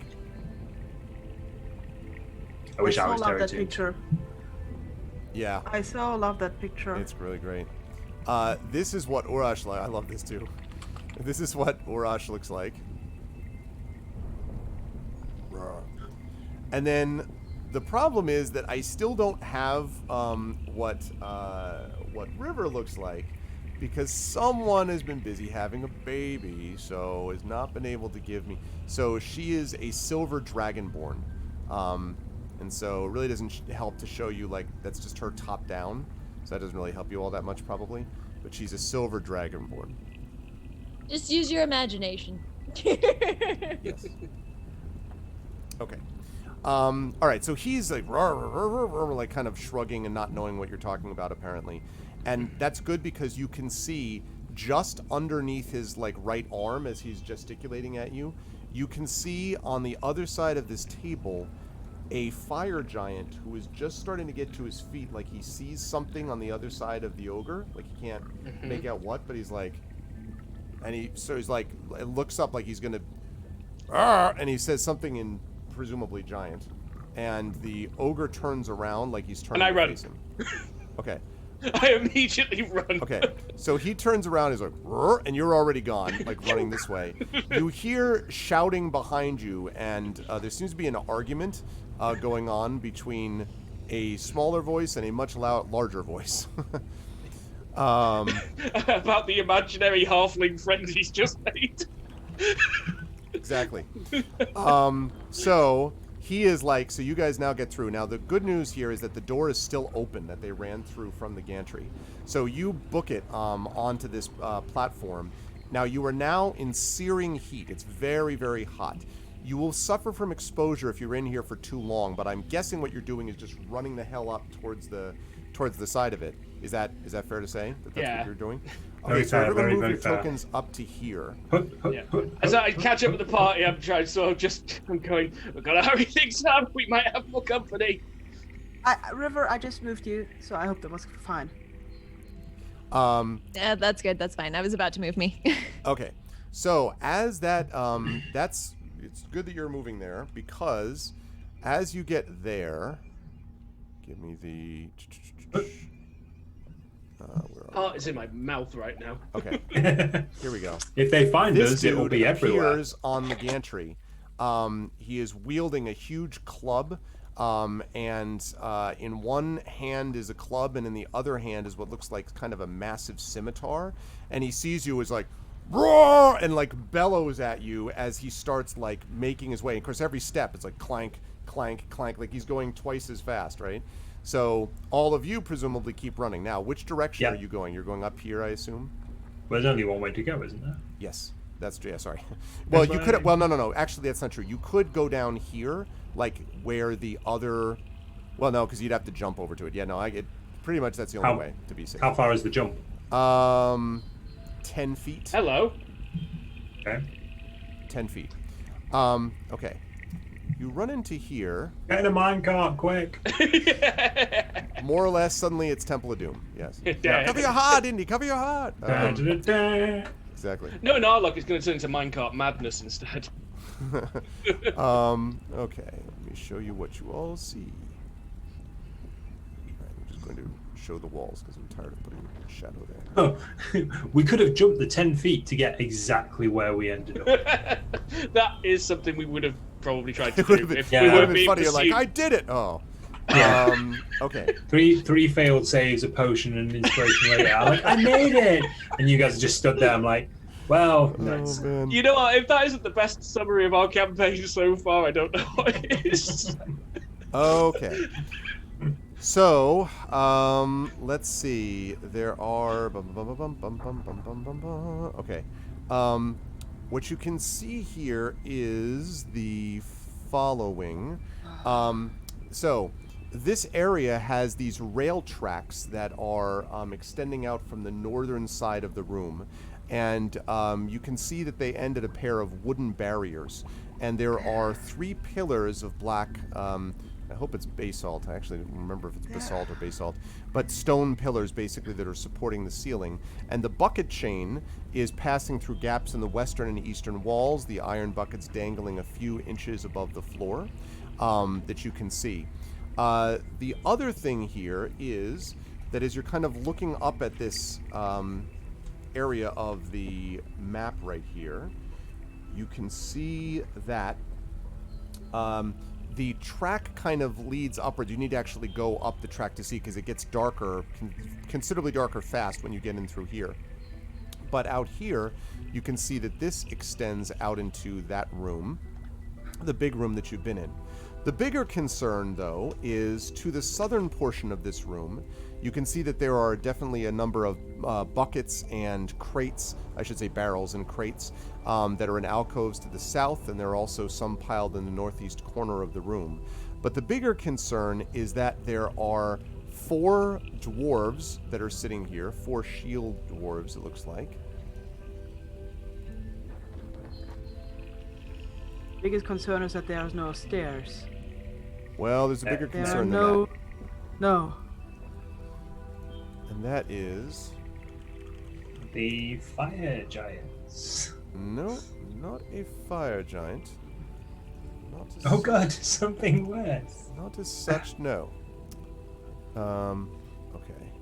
This is not just FYI, like to the party. This is Why not what I are thought there this no room looked like. Why are there no stairs? This I'm is not what I seriously- thought this room would look like. I thought this would They're have a staircase. probably in on it. the south. No. Or no. here. Or here. They're gonna make us. That's isolated though. All right, they're gonna make me get it. I'm gonna have to get it because it's too perfect. I'm gonna come purchase on. this asset. Damn you, Oh freaking great. creatures that. He's had to buy an asset. We're screwed. Yeah, you know, it's like. Why are there no stairs? So, should we just like start making our new character sheets right now? Just to I've save already time? started. I'll be playing an elven bard. I'm going to be multi-classing as a bard and a barbarian. Nice. barbarian. A A barbarian. Barbarian. Very, I do want to make this happen someday. Nice. So He we're literally good- we're- uses an axe. So we're good. We're all making bards, and we're going to be a traveling orchestra. Yes. Pretty much. Oh my gosh, I love this idea. I want would to love play the if Pyron's sitar. character is the only one who isn't a bard. I'm going to be the conductor. and I'll be glorying at you all the time. What instrument do you play? I play the stick. Okay, hold on. I have to reload this for just a second because it processed, but it didn't register. So just give me 1 second. Hang on, headphones are running I'm out doing of this battery. all out of love, by the way, so you The- can see the exactly what it is you're first- facing. I hope you're If all. you would- First metal if you would metal truly band love of us- Faerun. If you would truly love us, there would be stairs. There'd be a conch. There'd be a con. Yeah. Nope. Instead, you Just do like this. sat on one of the barrels. Oh, fantastic. Okay. So this creature, with a Please don't tell me spear. that's the scale. It's well, no, not quite No. that much. This the creature with a hell? spear is looking over these dwarves, and there's 2 here and 2 here. You don't love us. And as you see it, as you Did rush we in, upset you? it sort of sees you. I'm just the messenger. Did we blew up hurt his- you? We blew up his dungeon. I will zoom in, folks, so that people can see. This is what it looks like that What they're is- looking at right there. See, Zoom What into is your that? doom. there it is. Is it like a snake person? It looks like a huge salamander, and this Right. creature, which is sort of slithering around with this spear that it has, looks at you and then kind of is like hissing and at you, and has its spear held up. And basically, it's also clearly shocked that you've just run into the room. And so I'm going to give you a chance to sort of react here and do something. So In answer to your question about the stairs, by the way, just one quick note. It's you don't know where the tracks lead. They could lead elsewhere. There is also this area that's farther to the north. You don't know. yeah. But I'm just But how do they look like, these tracks? Like, do they look like this the way to the treasury or the way to the rubbish dump? that's hard to say. They just sort of go off into darkness. So The left one says Yeah, exit. no. The right one says conch. Yeah. like it says conch. I look Pretty at much. does this salamander look like potentially dangerous? He looks extremely hostile. And I think the No, question is going to be dangerous. Like, I would say he looks pretty dangerous. Yes. I mean, What's he carrying? more than a giant, than the pursuing fire giant. That's probably not. Do we have a fire giant pursuing us? Yeah. Yes. Which one? The fat one? On the gantry. The one with the club. Remember and the one who scimitar. pointed and yelled at you? This one. I didn't stop to get an accurate description. Yeah, he's carrying a club and a scimitar, I think. And he is making pace. You don't love us. This is just So, Into the furnace. into the fire. So, are there any like weapons strewn around here at all? So At this point, I'll take a makeshift one. right there. Can I just point behind us and I just yell at the Sandamandas? Boy, is he mad at you! It looks like, from what you can tell, that there are that they're actually moving. Like, it looks like they're transferring almost, because you can see little piles of ore as well that are on the ground. So almost like on the eastern side, remember they were refining it. It looks like this is some of the ore that gets taken. So basically, the raw ore gets taken from the tracks, if you had to guess. It's then loaded into the buckets. The buckets then go to where the orcs are making sure that there's no impurities in it, and they dump out the ones that are impure. They let the rest of it go through, and then when it gets to room 18, it gets dumped into the smelter. So the pure ore is dumped into the smelter in 18. So it goes ore from the mines, and then over here is refined in this room, and then over to here is where it actually gets smelted. That's where you had to guess. So this is where the raw ore is coming from, is these tracks. Okay. So, do I see any weapons around? Oh, here? sorry. Yes, I beg your pardon. You asked me about the. That's okay. You asked me about the weapons. I mean, I love the exposition about the. Well, no. I mean, the reason whole I brought that up is because process. so therefore, the reason I was bringing that up, I'm like, why did I mention that? Okay, the reason why is that they also have these essentially like shovels. So they're using shovels to dump. That's why I brought it up. Was that you were bringing the ore from the carts outwards. Other than that, it's there is a weapon that the salamander has, which it's pointing at you, and Right. that's That was it. like- Unless there's anything in the crates or the barrels. The salamander had Okay. like a spear, right? The salamander's got a spear. Yeah. Well, I don't know how you're feeling, but I feel like a fight might be inevitable, or however you say that. No, I want to try running away. I'm still heading for the mine shaft. I've said. Yeah, exactly. I've just said, you better run and keep going. I also want to point out to the party that the bucket chain is currently stopped, so the things are not moving to the extent that matters. I mean, the chain is there and the buckets are there, and but the point is, it's at the moment the chain's not moving. I don't know if that matters to you, but I'm just letting you know. Are we continuing to run? Yeah, I mean, I'll give you all the chance to take one action. If it's continuing to run, you can probably do that as long as I know where you're running to. And no, we are not I don't- splitting the party. I don't think that dark mine shafts are the way to go. I'm following Urash. That's gonna be a mistake. I prepare to make a stand. I rage and run towards the salamander. I was heading for the mine shaft. You're still headed for the mine shaft, and River, That was you're the headed- I'd already declared that action. You're following Urash? All right. Yeah. In that case, people, I'm going to ask us. I will get rid of my nice, quiet music, and it's time to put up. Time to put it on the ass-kicking playlist. Time to put All right, on some whoever combat dies music. first gets to be the barbarian. Okay. Yep. They get dibs. Let me just delete this quickly, and let's roll initiative, people. Let's do it. Bear in mind, that's just the action going into this. That doesn't mean I can't change what I'm Sure. doing. Oh yeah. It's not like I will never ever do anything but run into a mine shaft. That's all I'm going to do. You are forced to run until you are eaten by a grue. Never declare any intention to do anything ever. Okay. That's Greta making a stand, and Zelsig. I'm making a very slow but firm stand. Yeah. No, it's a with very me. clear stand. I But, rolled with wrong, me. and then I rolled right and got the same number. Good job, me. Yeah, the 20's like, I said. Yeah, Mission exactly. failed successfully. Oh man. Okay, so 13. I get 13. Also a 13. For those of you wondering why I rolled twice, I get advantage on initiative. Celsius with a 14. And Greta with the 4. Okay. But we're a little run down, so it's understandable. Yeah, absolutely. We don't have the highest initiative numbers. Run down, and I don't have any spells left. I don't have any weapons. You can still do your cantrips. Yeah, I do have cantrips. I have cantrips. Urash has fists. Hopefully, we'll be okay. I knew I We should have have been a monk. Fire giant. Wait, no, but I behind us. didn't I give Urash my cut? I thought I did that. Your My what? mace. My mace. I thought I gave you my mace. Are the You mine did? tunnels fire giant Yeah, sized you or did. smaller? I thought you gave him a weapon too. Yes, sorry. I gave you my mace. You have a 1d6 plus 3 mace. Right, I'll put that in. Thank you. He's gonna be super just excited a- about that.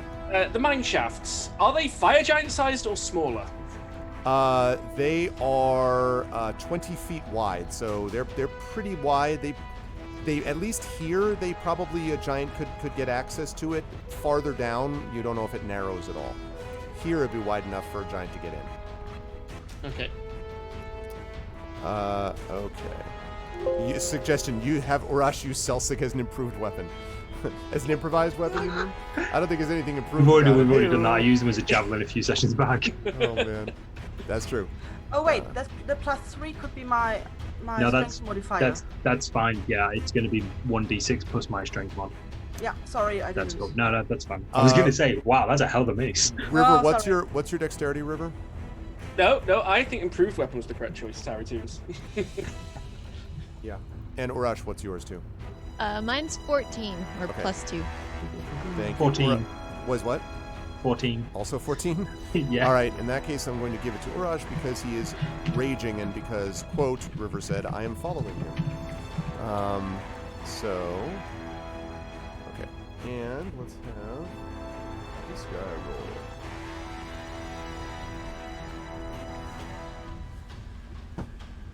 Pull out the old monster manual. Is this the end, chat? I mean, look, I'm sure chat knows that the party can come through this. It's just a salamander. I mean, And it's not like it's a large creature. Oh, actually, I should show you what this looks like. Wow, I even have No, even no. cooler picture. Why? Don't Yeah, intimidate go us, for no! We're not going to be intimidated This is by mental. that. This is mental warfare. Oh. Okay, Psychological warfare. see, I'm Yeah. gonna Sorry. disguise this. He looks like this. See? Proper mental warfare. Like a Chinese dragons thing. At least he doesn't look like he can eat you in one gulp. Which is an improvement over the last thing that looked like We that. take 2 Yeah, gulps, at least. 2 cups. My Unless dark you're side Celsig. rise. Dark side rises. Okay. All right, let's see. Well, it's just I have not actually had a chance to fight using a salamander before, so I'm looking forward to the experience. This is a great plan. I'm glad to be a part of it. Celsig, you're up first. Okay, where's the salamander looking? Okay, I so the hate salamander so right much. now is just sort of staring off, and is staring right now at the large half-orc barbarian which is charging him. So he's not paying attention to you at the moment. Right, okay, so since my team once again have all of the self-preservation instincts of a soaked duck, We really tried. I'm We gonna But as long as I really could. tried this I time. held out for as long as I could. Hey, this would have happened a lot sooner if I'd have remembered I had a mace on. All right. So, since he's not paying attention at me, I'm going to charge over at him and try and pull off a sneak attack on him. Okay. I will allow that. He's already surprised and focused on the barbarian, so I'll allow you to do that. Okay. Right, so with my rapier, will a 20 hit? Good news, it'll hit. Bad news, before you go any further, you take 2d6 fire damage from this thing as you hit its body. Literally, it's like you're like, ah, like the thing as you hit this thing. So I hate my party. you were going to take 9 points of damage from that. Oh, sorry. Keep saying that. Okay. 9 points, yeah. Yeah, I will. And- I shouldn't have told you the amount actually, but I was too excited. Okay. Anyway, That puts me at 31 then. yep. Okay. On the that said, bright you side, hit it, though. I get to return the favor. Yes. By the way, are you using is this weapon magical? It's not, no. Okay. This is We piercing don't have damage? magical weapons yet, DM. No? No, we don't. No, we So don't, for my- Mr. Dungeon Master. What- Well, we I can al- ones. At this moment, I also feel severely underleveled, I would like to point out. At level 7? Yes. Disagree. Okay. Okay, so you did how much? We're looking at. Let me just total it here. Okay. That's why I love being a rogue. 24 points of damage. Okay, Sorry, so let me you just roll do all damage dice. it, but not as much as you would have expected. So it does take damage. It definitely takes damage, but not as much. It hisses, and as it turns to you, sort of looking at you balefully, you can see its eyes blaze red fire as fire licks up and down its body. And it whirls its spear very dramatically. And as it does so, you can see little fire like tracing in the air, like following the ends of the spear. Ducking his spear as it's spinning around, I cartwheel away and use my bonus disengage action to move out of range. Nice, you do so over the dwarves that are like ducking and trying to stay out of the way. Okay. All right, let's bring us up to Urash, who is up next. You see this thing. Okay. So it's I ready. charge towards it, mouth foaming, mace just windmilling it around at my side, just Okay. waiting to make contact. Oh. How far away is it? It is 30 feet, so you can get to it. I can get to it easily. Yep. I can do 40 feet. And I just swing madly and wildly. You could say I swing recklessly, which gives me an advantage. Okay, fair enough. So I'm going to be using reckless attack. So I attack with fierce desperation, which is apt. When you make your first attack on your turn, you can decide to attack recklessly. Doing so gives you an advantage on melee weapon attack rolls using strength during this turn, but attack rolls against you have advantage until your next turn. Okay. At this stage, I'm taking the risk. So let's go for that. Oh wow, one of those is a crit. Wow. So I will take that one. So what are your rules on crits? That's max damage, is what that is. Max damage, so that's 1d6 damage. I should So also point out that six. you also take 6 points of damage as you hit it with this thing, based on what I just said to Celsig. Cool, that's fine. We'll table that a second. And also, I believe I add an extra dice roll to this because barbarians. Let me just try and find it. When you score a critical hit with a melee attack weapon, you can roll one of the weapon's damage dice and add one additional time and add it to the extra damage to your critical hit. Okay, so So you do are you max gonna- damage plus that roll. So the roll doesn't get the max damage on Oops. it. You get max damage and then Ignore roll that extra die. Yeah. So max damage, which is 6 plus my strength. I can't do damage on this. Give me a second. So 6 plus my strength, 6, 7, 8, 9, 10, 11. So that's max damage 11 plus these extra points. Give me a second. Okay. Plus this. Yes. But wait, 1d6. there's more. So 15 points of 15. damage. Now, So same proper, question. Is just this a magical whack. that you gave No. him? Okay. Nope. We So, don't have any magical weapons. all right. So again, this does hurt him, but not as much as you would have expected. But he definitely takes it and kind of staggers slightly. That's cool. Hisses On at the- you. Back note of that, so 6 points of fire damage. Is that, so I'm resistant to damage at the moment because I'm raging. Is that including the resistance? Yes. Okay, so, So- it is just 6 points. So you'd be at 30 out of 75? No, I'm at 27. Now I'm at 27. I was at 33. Right, but I thought, okay. I thought, I'm saying you get half damage of the fire damage too, so. Yes, I thought 6 was half damage. No. Okay, so it's 6 damage, but then I half it. Okay, so yeah, so it'd be 30. you should be yeah, 30, 75. right? Okay. Yep. All Entire right, range. lovely. I assume you're staying Um, engaged with this creature. Yes, and I'm swinging again at it. Oh, that's right. I keep Yes, forgetting. 2 And second attacks. attack. 2 attacks, friend. 2 attacks. Now, the reckless attack. Do I gain advantage on all of my attacks? It says doing so gives you advantage on melee weapon attack rolls using strength during this turn. Yeah, then absolutely you get advantage on it. Okay, cool, fantastic. Come on, dice. Please, God, come on. Right, so first and second. Oh my Another god! crit. Crit! Right. I like this So maze! It's too bad it cons green to you. No. Yeah. All right. So that's gonna be a max 11 again, plus a d6, which is 4. So again, 15. So just thunk, thunk. Okay, so again, does not seem to take as much, but still Mhm. does take it, and is not happy about it, and kind of staggers Yep. back a little bit.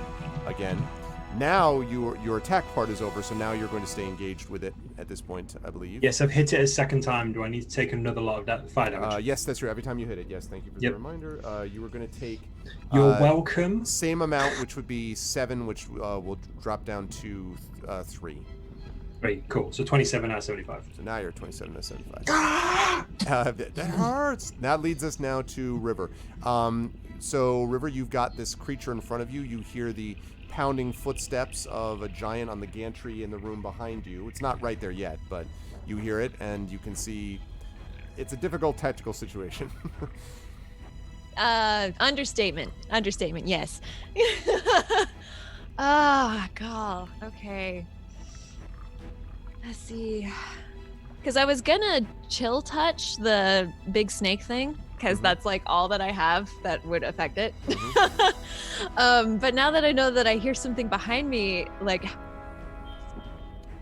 Your impression is that it's likely to be pretty, as you say, susceptible to cold. Yeah, I'm thinking that. By fire with, yeah. Thank you, chat. But I'm wondering, how stupid are they? Like, if I minor illusion something right there, will it stop and be scared and run away? Like, Depends if it even noticed it through its rage. I mean, right now it's battling, Urash face to face. oh no, not the thing that's headed on the gantry toward Oh, us. I see what you're saying. Yeah. Well, it's possible. You don't know. It's charging after you. It would definitely, though. I mean, it's looking right where you just went, so it would literally see something, wink into existence. Now, maybe that doesn't matter. You could do. I mean, you don't have to just do a wall. It depends, I guess, on how clever you are with the illusion. No, I was so- thinking lava. Because there's lava everywhere. Like, what if I made it look like there was like lava pouring down, like something broke in the ceiling and there's just like this lava falling down? Don't know. I'm gonna minor illusion that and see if it stops the thing racing toward us, makes it think twice and turn around. Okay. All right. So you are going to minor illusion, and you're going to create the image of a waterfall of lava. Okay. Yeah. All right. So, all right. We will see what effect that does have, if any, on it. Okay. Are you going to stay where you are? Or are you moving anywhere? I'm gonna stay behind Greta. Okay. In that case, it is the salamander's turn. Unfortunately, Greta, it did not roll quite badly enough to be after you in the initiative order. So it's going to, again, does this. And first it's going to bring with 2 hands its spear down upon you, Urash, or at least it's going to try. Let's Bring see. it. That is, and it has advantage on you because of your reckless attack. It's kind of hoping you forget that. 17 to hit. Yep, that's a hit. All right. Let's see. So Really should buy some armor at some point. that is going to be 12 piercing damage and 5 fire damage. So 17, which is going to be halved down to 9 damage total that you take. Sounds Sorry, about right. no, I rounded down. 8 damage. So it means you would be at 19 points, I believe. Yep. So it does that. Then it whips its tail towards you. Oh, of course it does. Um, Oh, good. Good, I'm glad it did that.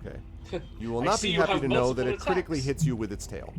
So Fantastic. the effect that this has is Yes. that you are going to take. Okay. You are going to take 27 points of damage between bludgeoning and fire, but that is now cut down to 13 points of damage. So you are still alive in its tail. That's the good news. The bad news is that you are now restrained inside its tail. So it has literally got its tail wrapped around you. And it hisses like right up on top of your face. Okay. So that We'll is just what it wait does. We'll just wait until next turn. That leads us to I Greta. still have my teeth. That leads us to Greta. Your Urash is in a world of hurt. I'm fine. I- I'm fine. I'm okay. Yeah, I mean, I could give him like 4 points of healing or something. I don't think that will make a world of difference at Not this worth it. point. Not worth it. Let's see, it would be 1d4 plus my spellcasting modifier. So if I roll the best, you get 10 points. So I summon my spiritual weapon, and I Okay. summon it directly next to the salamander, so the weapon will attack it right away. Okay. All right. I You do so. Weapon is summoned. yeah. So I need to attack now, All right. which is with my spell attack modifier. Give me a moment. So that is d20 plus 6. Roll. 20 to hit. Hit. Okay, then I do a little bit of damage with this. Which is, give me a moment. I don't use this so often. Nice thing about this, no damage to you from hitting it with this spiritual weapon. Yeah, but it doesn't make that much. 1d8 plus 6. 1d8 plus 6. Well, 9 points of damage. It seems to take all of that. Again, you can see that some scales have slipped off of it now, and it seems to be a little hurt. Definitely, it's taken some damage for sure. What the are weapon you? stays. Okay, you're gonna leave it right there. Let's see how for long it stays. Create when it's cast, the spell can make a knee attack on a hit, blah blah. As a bonus action on your turn, you can move the weapon and repeat the attack against the creature within 5 feet of it. Okay. Is this creature huge enough that I can do that? Well, it's one Wait, say that again? Oh, you mean like go from one part of its body to another? No. Yeah. It's not I that mean- big. It's not a dragon. This is Well, one thank you. constituent creature. Moreover, the only other thing that's next to it, that's part of it, is currently wrapped around your barbarian. So, you could take a swing at your barbarian, maybe, but I don't know if that's really. Don't worry, I'll be fine. I'll be fine. Yeah, like it doesn't work that way though. It's one creature, so Yeah, okay, well, it could have, it would have been nice. would have been a nice thing. That's true. I'm just trying to find out how long it stays. Casting time was a bonus action, so that was not a problem. Duration 1 minute. It stays for 1 minute. Okay, so it'll be here for a while. Yeah. Yeah, at least that. All right. Okay. okay. So I just used a bonus action, so I will also draw my crossbow. Okay. I think that's it, right? Or do I have more actions than that? If that was only a bonus action, Yeah. then now did you summon it into being with a bonus action? Yeah, that's the summon in time. Okay, then if you just cast as a bonus action, you could still attack this thing then. Then I'm normally gonna with a then crossbow. I'm gonna shoot it with a crossbow. Okay, That's fire one- away. That's dexterity if I remember correctly. So it's d20 minus 1. I Because believe I'm you, really- Greta. Thank you. Can I get a It's like minus Lando 1, in please? Return of the Jedi. Aim a little higher, just a little higher. Come on. Nah, I don't think I hit it. That would be a 1. Unfortunately, that will miss wildly. You narrowly miss, like, Okay. Urash, the dwarves. It was. Ping, ping, ping, ping, ping. Somehow the fire giant got hit. Yeah, exactly. Stumbles forward and impales the salamander, thus killing. Well, it was worth a try, I guess. Absolutely. Are you staying where you are, Greta? I'm there next to river. Getting closer to the creature doesn't feel smart, and yeah, I'm just staying. I think I'm just staying there. Yes, I'm staying there. Okay. Just before we get back to the top of the round, crying vengeance. This dwarf gets up onto the barrier and staggers forward, manacled feet and all, and with a jump leaps onto the neck of the salamander and tries to wrap the chain around its neck. Now, as he's doing it, you hear this terrible sizzling, like he's burning, but he's got his chain wrapped around and he's screaming in pain and yelling, but the salamander's like... And Urash, you are released. He actually leaves you from your restraining, and he's kind of like, also, at least for the moment, distracted, although the dwarf, from the smell and sound, looks like it's about to burst into flames in a second. That brings us up to the top to Celsic. Taking advantage of this sudden distraction, I pop out from behind my dwarven shield to do a sneaky shortbow attack. Okay. Ah, 8. So it was floating on that 22. That is a miss. Okay. Oh. It's about all I'm going to shift from my move. I'm going to shift over to this side. Okay. And that'll be my turn. Okay. Urash is up next. So you have been released from this thing, but you are obviously in very bad shape. Urash. I've been worse. Fine.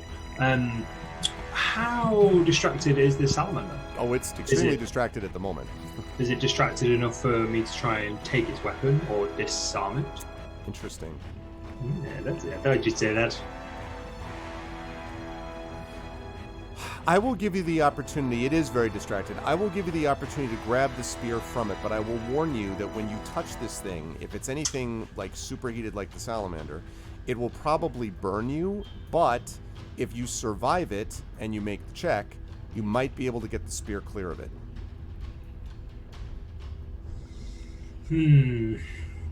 Tell me how likely is it am I gonna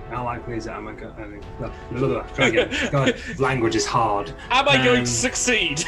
No. How, if I just bludgeon it, am I likely to hit the dwarf that's wrapped around it? Well, no. Probably not, because it's wrapped around the back of its neck. But you're gonna do well. I mean, the mace is going to do less damage than presumably that spear would, theoretically. But yeah. Okay, I'm gonna try and disarm it. Okay. So what I'm going to ask you to do is, so you're going to jump from. Okay. So what I'm going to ask you to do here is I'm going to ask you to make. I don't think you have to make a dexterity check because the thing's writhing around, but it's big and not really paying attention to you. So I'm going to say that you can grab it, and then I'm going to ask you to make an athletics check if you survive the damage from when you grab it. So, okay. And you are going to. It looks like you are, because you're going to take 9, which is going to be reduced to 4. So you have 2 points of health left. You've got the spear, which is burning your hands. Now you need to make an athletics check to get that thing clear. As this is strength-based, I do gain advantage to this when I'm reaching. Yep. So I'm going to take Give me the spear! Full advantage of that. Yeah, it's 2 pulls, not 1. So that's first 23 and second is 17, so Yeah. 23. So let's see. That's going to be an imposed strength check. That's going to be a disadvantage. Yeah, no, not even close. You just rip it clear, and this thing goes through, like it kind of goes forward. And as it does so, it pitches forward the dwarf, and like you actually have to duck because this hurtling dwarf goes flying over you, and then impacts against the wall, and lies to the ground, and you just this sort of scorched.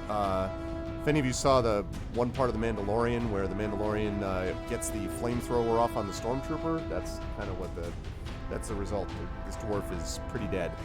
Yeah, but I don't understand the reference, but I can understand that he's not getting. Once you see The Mandalorian, you will understand all references. I'll get It that. is so I'll get freaking that, awesome. yeah. Anyway, so yes. So you have it now.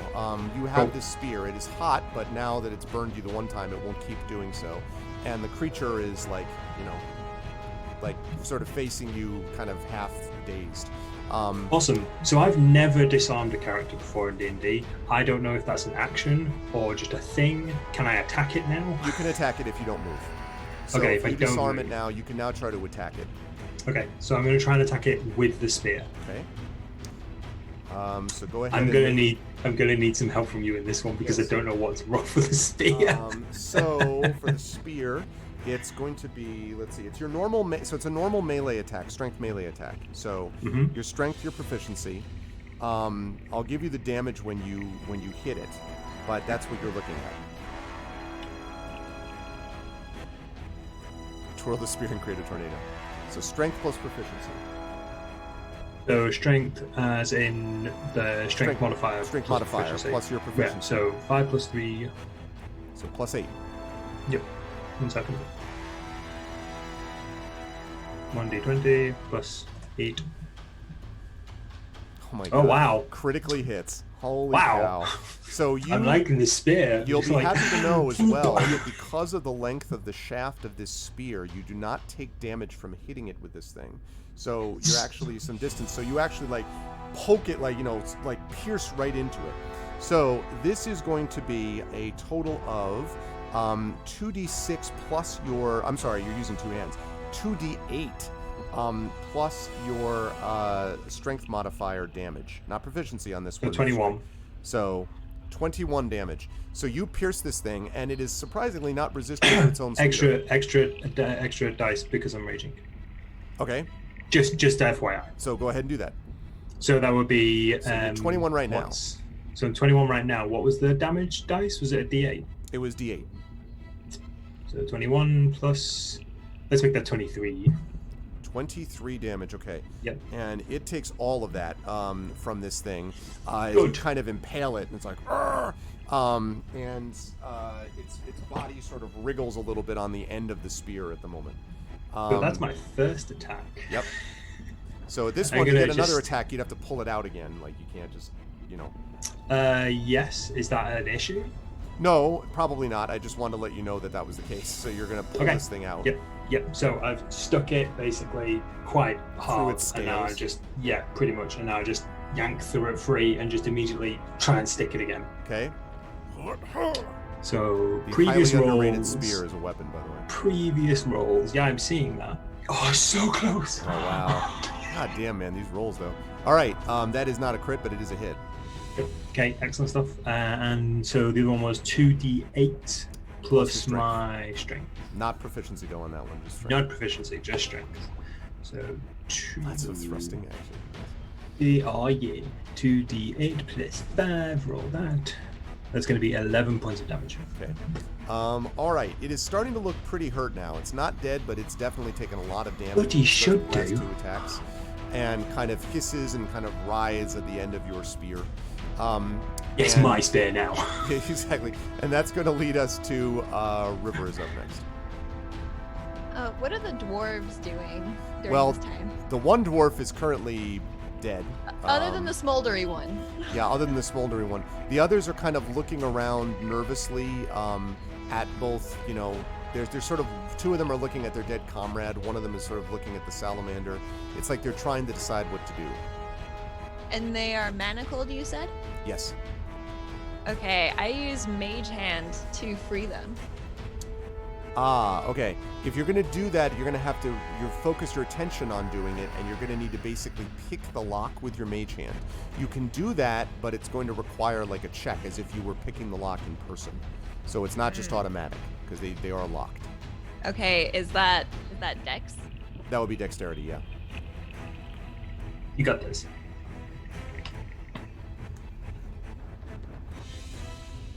Wondering why I didn't think that, but I don't get that till a later level, the ability to actually pick locks with my hand. Oh, okay. I was gonna say. Well, it's all can you do it? improvised. It's like Oh, yeah, I'd have been doing this the whole time. yeah, if no. I could have. But it's improvised though, and it's not. This is going to be difficult. This DC is hard with doing it this way. Oh, really? All right. Well, you know what? We'll see if the rolling gods are on my side. So. We shall see. +2. You cannot double lock it, so there's like no risk. It's true. So, That's not a bad roll. Tried to pick a lock. I got a 17. So actually, you do manage to get that lock open. Apparently, they did not expect that people would be trying to forcibly, in the middle of combat, unlock locks. So, one of them. Now, you're only able to do one at a time. So, which one of these did you want to free? The one nearest Urash and the 700. Okay, so that's this one. So the manacles kind of fall off, and he kind of dwarf looks at you and looks over at Urash, and like the salamander on the end of its spear. Doesn't do anything yet. It's not its turn, but Okay. Well, and I stay. I don't move. okay. Alrighty, that's going to lead us to the bad guys. So the creature, which is bereft of its spear, flails around and instead tries to just hit you with its tail, as it has done in the past. Now, you are not reckless this time, right? It's because it was just a regular attack? Yes, I'm not reckless. Oh, I think I've missed damage points off of the salamander. Not that it's going to make much of a difference, but I think 4 additional points of damage because both attacks landed, right? Both attacks landed, yeah. Yeah, I didn't add my +2 for raging Okay. on both attacks, so there's just 4 extra points of damage. Not So enough to unless kill it. that kills it, No, not enough, but that's good to know about it. I only point that out because I'm just adding the salamander sticker to my inventory. Gotcha. So that's a, so that's a 14 to hit. That is my AC. All right, then that will hit. Okay. That is going to do. Let's say 1 point of damage. No. Much more than that. That is going to do a grand total of 18 points of damage, halved, so that's 9, which brings you to -7. Now, I think you have your resilience. I do. I have relentless endurance. So when you are reduced to 0 hit points but not killed outright, then you can drop to 1 hit point instead. That is the case. So it does that.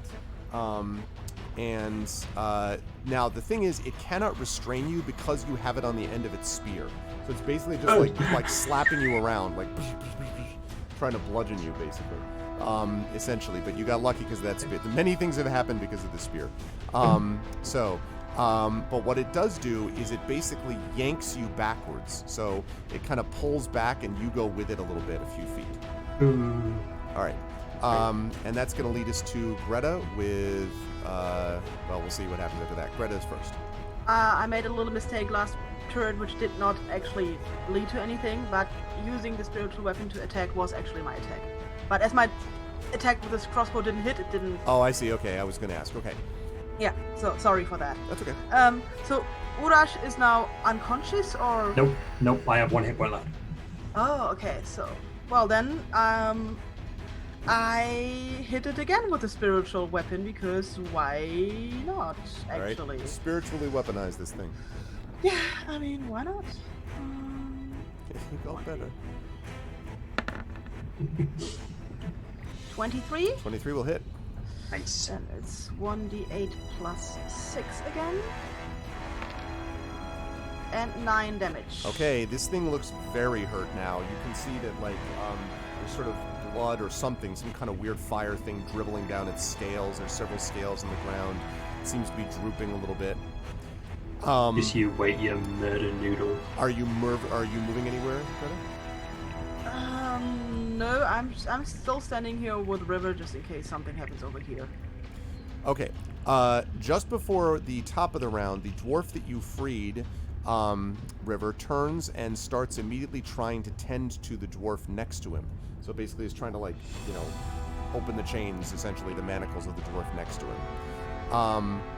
And that's going to bring us up to the top. Selsig is up. What would you like to do? So I'm off to the side of this clash of the titans tug of war over a spear. Yes. And I just fire my bow at him while he's not looking at me again. It's my stick. No, it's my stick. I have a stick that I can donate to him. Coming at several hundred miles an hour. Does a 24 hit? Sure does. Okay. Here's my Although favorite sneak part. attack. Oh, all them dice. Okay. That's 14 points of damage. Okay, so again, not quite as effective as you would have hoped, and it's still, despite there are now arrows sticking out all over it, still lives barely. It's still just alive, although it looks very, very hurt, as I said. Okay. I'm just gonna adjust my positioning over to this side of the shaft, and that'll be my turn. He says, kind of noticing the fire giant coming up. Exactly. Orash, you are up. So you are not restrained. You have 1 hit point left. This thing is almost dead. Yep, I'm still raging. I will be using reckless attack, and I will be trying to stick it with this spear. Okay. Now, hopefully, I've done this correctly. Salamander 19. sticker. Nice. No, what? Hold on a sec. Now, plus 13. Wait, I've done that wrong, haven't I? I was gonna say, I was like, I Yeah, have that's great a admiration for Rash's that's ability. very generous, isn't it? Seems fine to me. Yeah, I don't know what you're talking about. Plus 30. Options. Smoldering Right, shafts that so- formerly were arrows. Exactly. Just very quickly. So the attack is my strength plus my proficiency. Correct. Yes? That's right. Okay, there we go. I did that bit wrong. Right. We'll ignore those. 23. Ah, that hits, and plus 8's more rational. Yes. 23 is. Yes. Excellent. 10 points of damage. Okay. 12 points of damage because I'm raging. So you stick it directly through the throat, and Yes. the thing just like, and expires. Now this thing is hanging on the end of your spear, and you hear the sort of bang, bang, bang, bang of steps coming up the gantry behind you, Urash. It's literally you've got the thing hanging on the end of your spear. I shake it off the spear and turn around. Okay. All right. That is going to lead us to River. You can see that again. The salamander has expired, but there is the sounds of, something coming up. You can't tell yet whether it's going to be affected by your minor illusion or not. It's going to have arrived next turn. So, like, whether it works or doesn't, you'll find out next turn, presumably, if you stay where you are. Fireballs. And the dwarves are frantically shouting at you to run. One of them is shouting to run down the mine shaft. The other one is pointing towards the buckets. Two of them are pointing. Actually, one of them is saying nothing. The other one is pointing at the buckets, and the other one is pointing up the mine shaft. Shoot. Are they speaking common? Yeah, they're speaking common. Okay. I Hurry just up! frantically asked the party, should we run? I think we should run.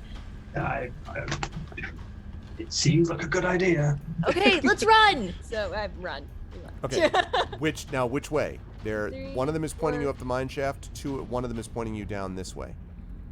The mine shaft? Is that the right mine shaft? That would be actually, they are pointing down the right one, which is this one here, yes. That one? Okay, so that's where I'm running. Okay.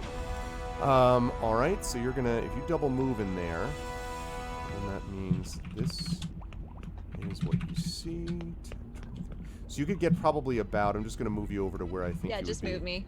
like here-ish, as you run down. The light fades quickly down here, but you can see that you're heading towards something, presumably, Okay. as you run down the side. Okay. Not quite out of initiative yet, but soon. Okay, so there's that. Then we have, that is River doing that. That leads us to Greta. And same deal, Greta. You hear the sound of this, giant steps pounding up the gantry. I run after River because Celtic is also already standing there. So let's Okay. Assemble or whatever. Okay, so if you double move, you could get to about here, I believe. If you just basically booked it, so you could get right to the end of the mine shaft following her. Does this use up my bonus action? Not your bonus action. It'll just use up your move and your regular action. So you could do a bonus action too. As my bonus action, I move the spiritual weapon towards the entry of the room. It can move 20 feet per round, so it will take a little bit, but I'm like moving it in that direction. Okay, so we're gonna say that is. Oh wait, I think maybe it can even. I didn't attack with it this round. I will have to look if it can move faster. I'm gonna say that right there is your spiritual weapon. Oh, what did I do? No, 20 feet. Okay. Whoops. But still, let's work on it. Okay. 20 feet at a time. 20 feet. All right, so it's floating towards there as you move yourself. I'm just moving you to where I think you would be, Greta, if that's reasonable. Okay. Now, the dwarf has now freed them, and the dwarf sort of turns and looks at you, Urash and Selsig, who are still visible inside the room, and says, "Thank you. At least you let us die as free. We'll hold him as long as we can. Just run!" And they run, and this one also books it. So they basically stand there with their shovels in the hallway as these clank, clank, clank, as these footsteps are ready to get there.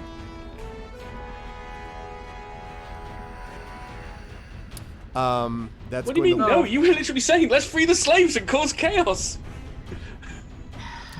Celsi gets your turn. You were up. You see what has just happened.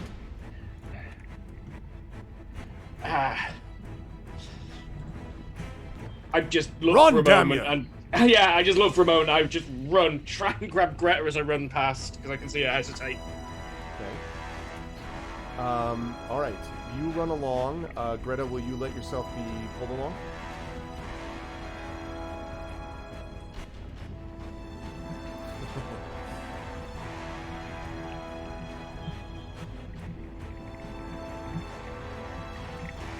Can I say something? Yeah, you can. Can I say something to Greta? Of course you can. Yeah. Greta, if we die, Dave died for nothing.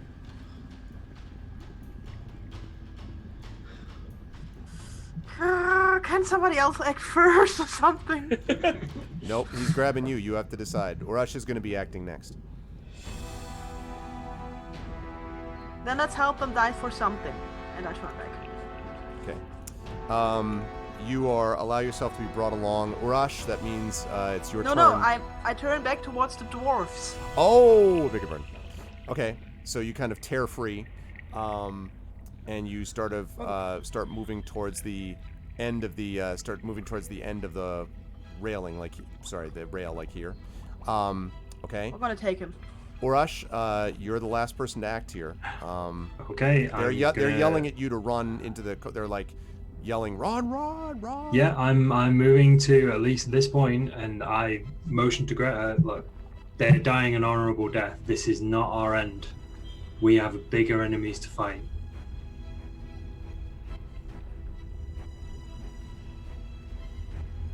It's not my turn yet. I'll wait. So what I'm gonna do here is, since River is already running up there, I'm gonna pull us out of initiative, but it depends on what you guys do. So because you're heading up the corridor right there, between the lava fall and the dwarves, I'll pull us out of initiative, but it depends. If you're gonna stay and fight, then that's obviously we're gonna keep the initiative going, but otherwise I'm gonna pull you out of it there. So it sort of depends on your, reaction to what excuse me, what Urash said.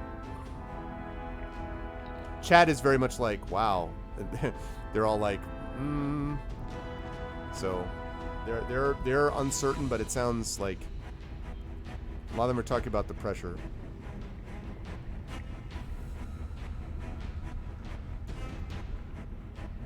Come on, they're gonna go out in a blaze of glory. This isn't the way we need to end. We have things to do. We have a world to save. We have very evil people to stop. I don't like this any more than you do. Yeah, your call.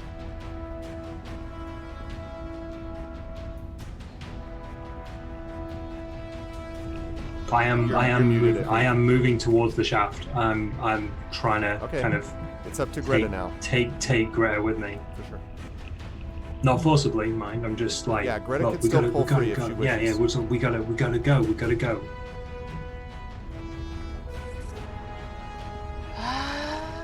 Ah.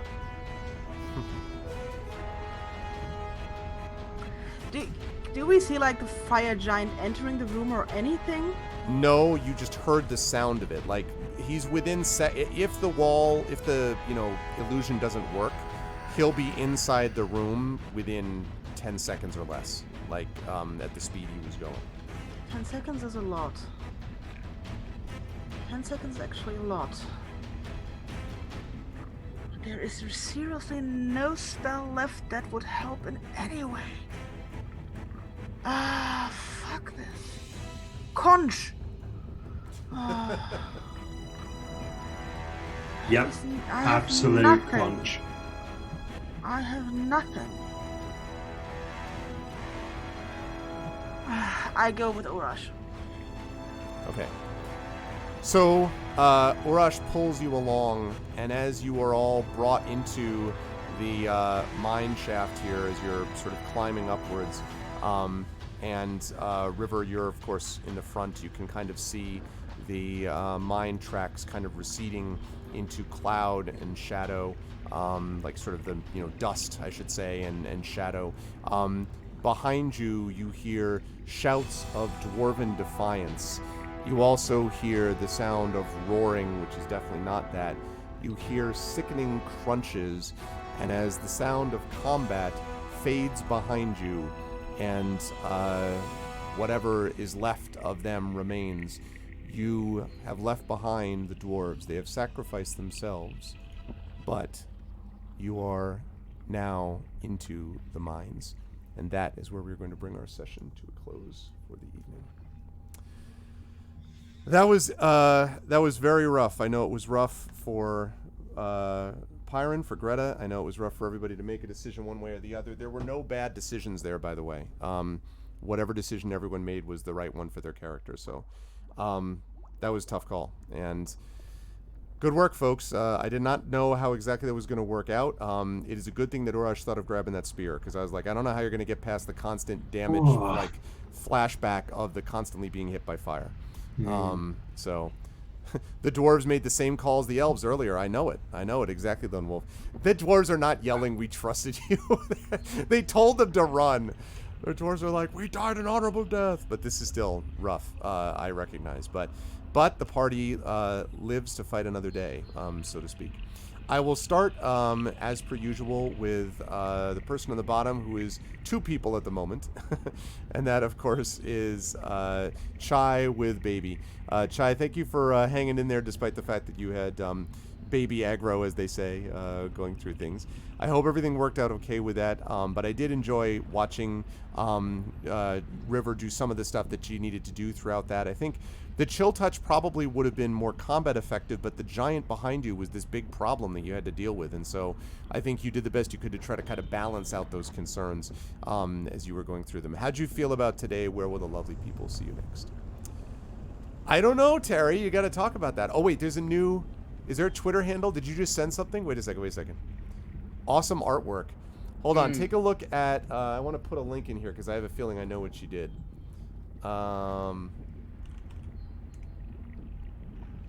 Wow, there it is. Look at this. Oh, sweet. I am going to link this. And I think everyone, all of the GOG crew should look at this too. This is all of you as done by Terry. Thank you, Terry. This is good stuff. Thank you very much. Sig and Greta. Terry, and that's Urash amazing. And River. Thank you. When did you do that? Just now, while we were doing fantastic. this, because she's amazing. I had a feeling. I didn't want to assume Terry would do that, but yeah, Terry, in case you're curious, did all of our Adventures of Middle Earth characters as well, and is a wonderful cartoonist and is amazing. And so yeah, so now you see. That's incredible. Yeah, absolutely that's awesome. incredible. That's super awesome. Thanks, Terry. This is really great. Super cool. Spread it far and wide, and you should follow her and check out and get all her stuff and support her Patreon and do all that good stuff. Yeah, she is really awesome. Thanks, Terry. That's really kind of you. Good stuff. That should make everyone feel good as I ask Chai how she felt about today and where the folks will see her next. I thought it was a great stream, even though I don't know how many of you guys picked up on that, but earlier I was covered in mustard, so that was exciting. I had to leave briefly, but she was pretty good, so I was able to stream. I've missed streaming, and that's why I don't know when you guys will see me next. It might be in a month, it might be in a week. I have no idea, but I do know that I miss you guys, and I miss streaming, and I had a great time, and I can't wait for the next session. It's good stuff. This too shall pass, by the way. This shall pass. Yeah, I know. So, thank you, Baby Chai, for allowing Mom to hang with us for a couple hours. But thank you, Chai, so much. You should follow her on all the things. You will see her again, and your fans will be back for you when the time comes, Chai, so fear not. But always a pleasure to have Chai with us. Also always a pleasure to have Urash with us. And like I said, Mike, that was pretty clutch, that spear, because I don't know if you go down. I mean, the other party has got the other party members can obviously continue to attack Celsig with sneak attack, but the problem is that they all had non-magical weapons, and so like that it was just having the damage. Like Celsig's like, I'm used to raining damage down. It's like, well, not against non-magical stuff. So that was a real it was pretty clutch to do it, that you managed to just survive and get the spear clear of it. So a lot riding on that, but you managed to do it. How'd you feel about today? Range. Yeah, I just knew it had range, and I knew that I had a feeling it wasn't a magical weapon. It was just superheated by the actual heat of that creature. So I was like, well, I've never done this before. My initial reaction was to just try and disarm something, because I've never done it before, and I thought I was weaponless. But yeah, I just thought I'd do what Urash would do in that situation. Ow, you stuck me with a sharp pointy thing. Give me that. Get over here. Yeah, pretty much. But yeah, again, absolutely adore playing D&D. Absolutely adore this group. Terry Toons, you are just such an amazing artist. Like, that's amazing. You've got actual like fan art. That's brilliant. And I'm just looking forward to the next one. I'm not 100% sure where we're going. And I got to admit, I was a little concerned about this session. Like I said at the when I first dropped in, I was a little concerned how we were going to do this in the slightly beaten and battered shape we were, but I think we clawed our way through it.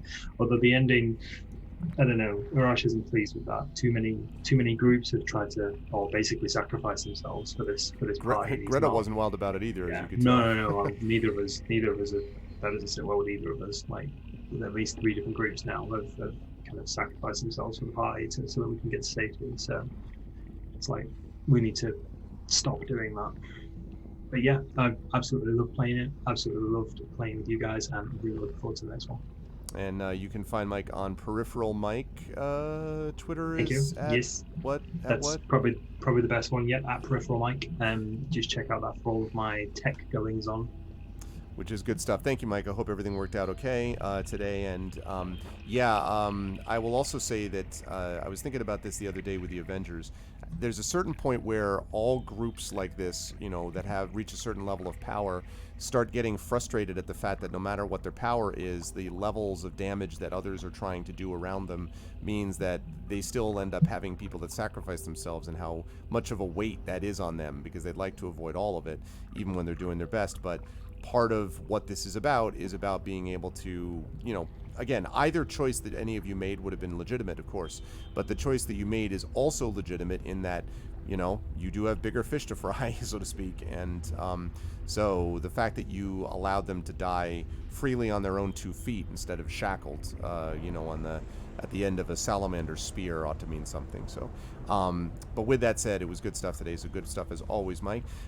Saber, also great stuff out of you. Not only did you have a lot of good suggestions and ideas for how different things were working, the charm was clutch, because I did not actually know how that was all going to go down. Like when you were like, you still had an ogre that was left over. An ogre that was left over. So the charm was clutch, especially when the suggestion failed. And so that's the second time that charm has saved you in such an environment. But yeah, it was good stuff from that, and I'm going to be interested to see how Celsig handles things. Well, all of you handle things as you head into the mines. How'd you feel about today, and where will the lovely people see you next? It's quite a stressful one today. Everyone was like, yeah. And we thought we were running on the fumes at the end of the last session. Yep. So even I'm running out of panic spells at the moment. Yep.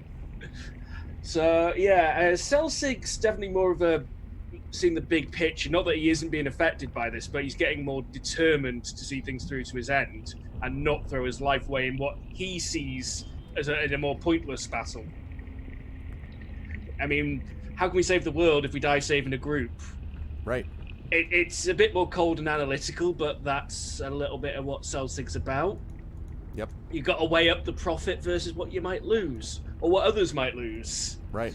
Unfortunately, sometimes a lost life means more people won't lose their lives or be enslaved in a nightmare fire giant hell factory. Like seriously, I'm done with this place. This place sucks. Yeah. But the problem is you're not done with it, see, and that's I know. I'm starting to think this isn't a tourist resort at all. This is not the dude ranch I was expecting. Oh, man. But yeah, and I also want to say thank you very much, Terry Toons, for the awesome art. Very much appreciate it. And I will be back right here tomorrow doing a release stream for Stellar Tactics, which is a sort of space epic-y RPG that's come out recently on GOG. So I'm looking forward to trying that. And I'll be back on my own channel on Thursday, carrying on with the epic Rogue Galaxy. Not to be confused with Rebel Galaxy, which I keep doing. Yeah, I actually did that in my head like 3 times too. I'm like, what? Yeah, but Rogue Galaxy, awesome PS2 era RPG that I've been playing through, and really, really good. And Pyrans agreeing wholeheartedly. So yeah, I'll see everybody later. Good stuff. Thank you very much. Always a pleasure, Saber. Again, thank you for Move Button Dashboard. I appreciate it, my friend. Thank you, sir. And last but certainly not least, of course, the amazing Pyron Jade. Yeah, that was really tough at the end, Pyron, and I could tell that was really tearing you up because it's difficult. You know, Greta really, I think, could very easily have justified within her character going either direction. I'm very blessed to play with a bunch of players that don't play the whole, you know, but this is more likely for me to die, or whatever the case may be. Like, this is the thing that allows my character to be better and not worry about, you know. I like the fact that that everyone plays as they imagine their character would, and this is one where I feel like Greta probably was torn, and I could tell the player was torn and the character was torn, and so it was interesting to watch it kind of play out. And I felt for you because I've been there in those moments where I'm like, what do I do? You know. But anyway, it was interesting to see it played out, even if it was difficult for you to actually do it. How'd you feel about today? Where will the lovely folks see you next? I absolutely love this session. Like I said, I was looking forward to this for so long, and it is so good. It is so good every time. I'm so happy that we have this. I'm so happy about this. Me too. Yeah, but for Greta, it was the difference between the theory of somebody sacrificing for her and the practical fact that it is happening. Yeah. And that she is letting it happen. Yeah. And maybe also still the hope that it might have been the fat fire giant, and that they might have somehow captured him or something, and that it would have been the better decision or anything. And yeah, well, theory and plans and how things really turn out. So that was a hard moment for her. Yeah, like I said, I loved every second. I actually also like the prolonged planning phase that we had, because it's... Oh, that was great. I love that. The more I see planning, the more I'm like, yes, please. I love it. It's great. Yeah, because it also shows that we're like really into this, and that we see that there is a risk. We are not the heroes that will walk through like a hot knife through butter, but we know that there's a real risk, and I think that's what the best RPG sessions are for me. That this is, yeah, that you're... I love that tension. Anyway, Terry Toons, thank you so much for the artwork. It is absolutely wonderful. And when will then people see me next? I don't know yet. Love Lust invited me for another multiplayer session. We had a lot of fun with Overcooked 2 last weekend, so maybe that. I don't know. Real life has me in its claws a lot currently, so I really don't know, but I'm 100% being back for the next session of this, because this is just the best. It's good. I'm super happy that I agree 100%. Co-sign on everything you just said. I'm really enjoying this group, and I'm glad that GOG gives us a space to do this with these folks on their channel once a month. And turnout was excellent today, so I continue to love to see that. And please spread the word, chat, because obviously we focus mostly on video games here, but you know, tabletop is my favorite. D&D in particular is my favorite game, because where else do you get amazing things like this all the time? So it's great that we get an opportunity to do it. So thank you to GOG, but especially thank you to our wonderful players, who I hope you will give serious hype and love to here. Thank you so much to Pyron Jade, and I'll be back on when I close up stream to chat a little bit afterwards, by the way, Pyron. Thank you to Darksaber2K, thank you to Peripheral Mike, and thank you to Tasty Chai and Baby. Great stuff from everybody, and Chip, so happy with the party. Great stuff, people, and next month, into the mines, as they say. Chat, say goodbye to these lovely folks. And good bye to them. Okay. Good stuff. So that is also going to do it for me for Pen and Pixels today. This was great. You know, it always is great. I mean, as Mike always says, it's always a great time, and he is right. This was a lot of fun. I was really glad that I got a chance to see how this would all work. I was enjoying the salamander just because I think it's a really kind of cool creature, and I was digging sort of the chance. Also, admittedly, I have my own graphic novels, Icarus and Jelinek, in which they have the salamander kings that they meet at one point. So there's a part of me that has a soft spot in my heart for the salamander, I guess, but it was good stuff. Thank you so much to Terry Tunes for the illustrations, and especially for staying up late to do them. Thank you, Terry, so much. Wonderfully gifted, and Terry's also a great player herself in my Adventures in Middle-earth campaign, so you should definitely check her stuff out. But thanks to everybody. It was a great joy to play with everyone, and thanks, chat, for being so much fun and for the inspirations and all that kind of good stuff as well. I will be back to you all on this channel next Tuesday for episode 214 of Pen and Pixels with The Witcher 3 Wild Hunt. That will be next Tuesday, but in the meantime, there is a possible chance that I will be on this evening on my own channel for my voice team, the R Vocalist and Ace Attorney, Apollo Justice Ace Attorney. I don't yet have final confirmation on it, though, so I don't know yet if that's going to be the case. If it is going to be the case, then I'll be on tonight at 9 p.m. Eastern. If not, then it won't be. Either way, tomorrow evening at Wednesday evening at 9 p.m. will be on my channel, Dragon of Icespire Peak. That is episode 3 of the D&D session with people from my community. Shadowed Mage, who's one of my mods, is the DM. Kilobyte, Echo Alpha X5, who all of you should know here. Rock God, and Hoodie. All of them are playing. This will be episode 3 of that, and I'm very much looking forward to watching that. I don't DM that at all, but it is on my channel. And then on Friday, I will be broadcasting live from Farpoint, a convention in Baltimore, where I'm going to be doing panels and a reading this weekend. And Saturday evening, for those of you who love the D&D, I'm going to be doing more of D&D with Infinity and Beyond, my flagship campaign, because it's been running the longest, and that is my Curse of Strahd campaign. So that's what we've got going on as well. As far as tonight is concerned, though, I am closing up shop for GOG. I believe the next person up tomorrow is going to be... I think it was Indigo Wolfie, right? Okay. Who is going to be doing Dishonored 2. Yeah, it sure is, Shadowner. You got that right. Dishonored 2, which is a great game. I love the Dishonored series. And so, yeah, definitely it's going to be worth watching Indigo Wolfie play that game because it's awesome. You will definitely want to check that out.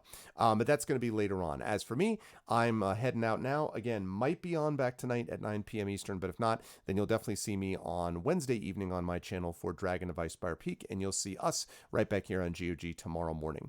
Thanks to everyone who was here. Thank you to all the mods. Thank you to everyone for being awesome, my fellow streamers.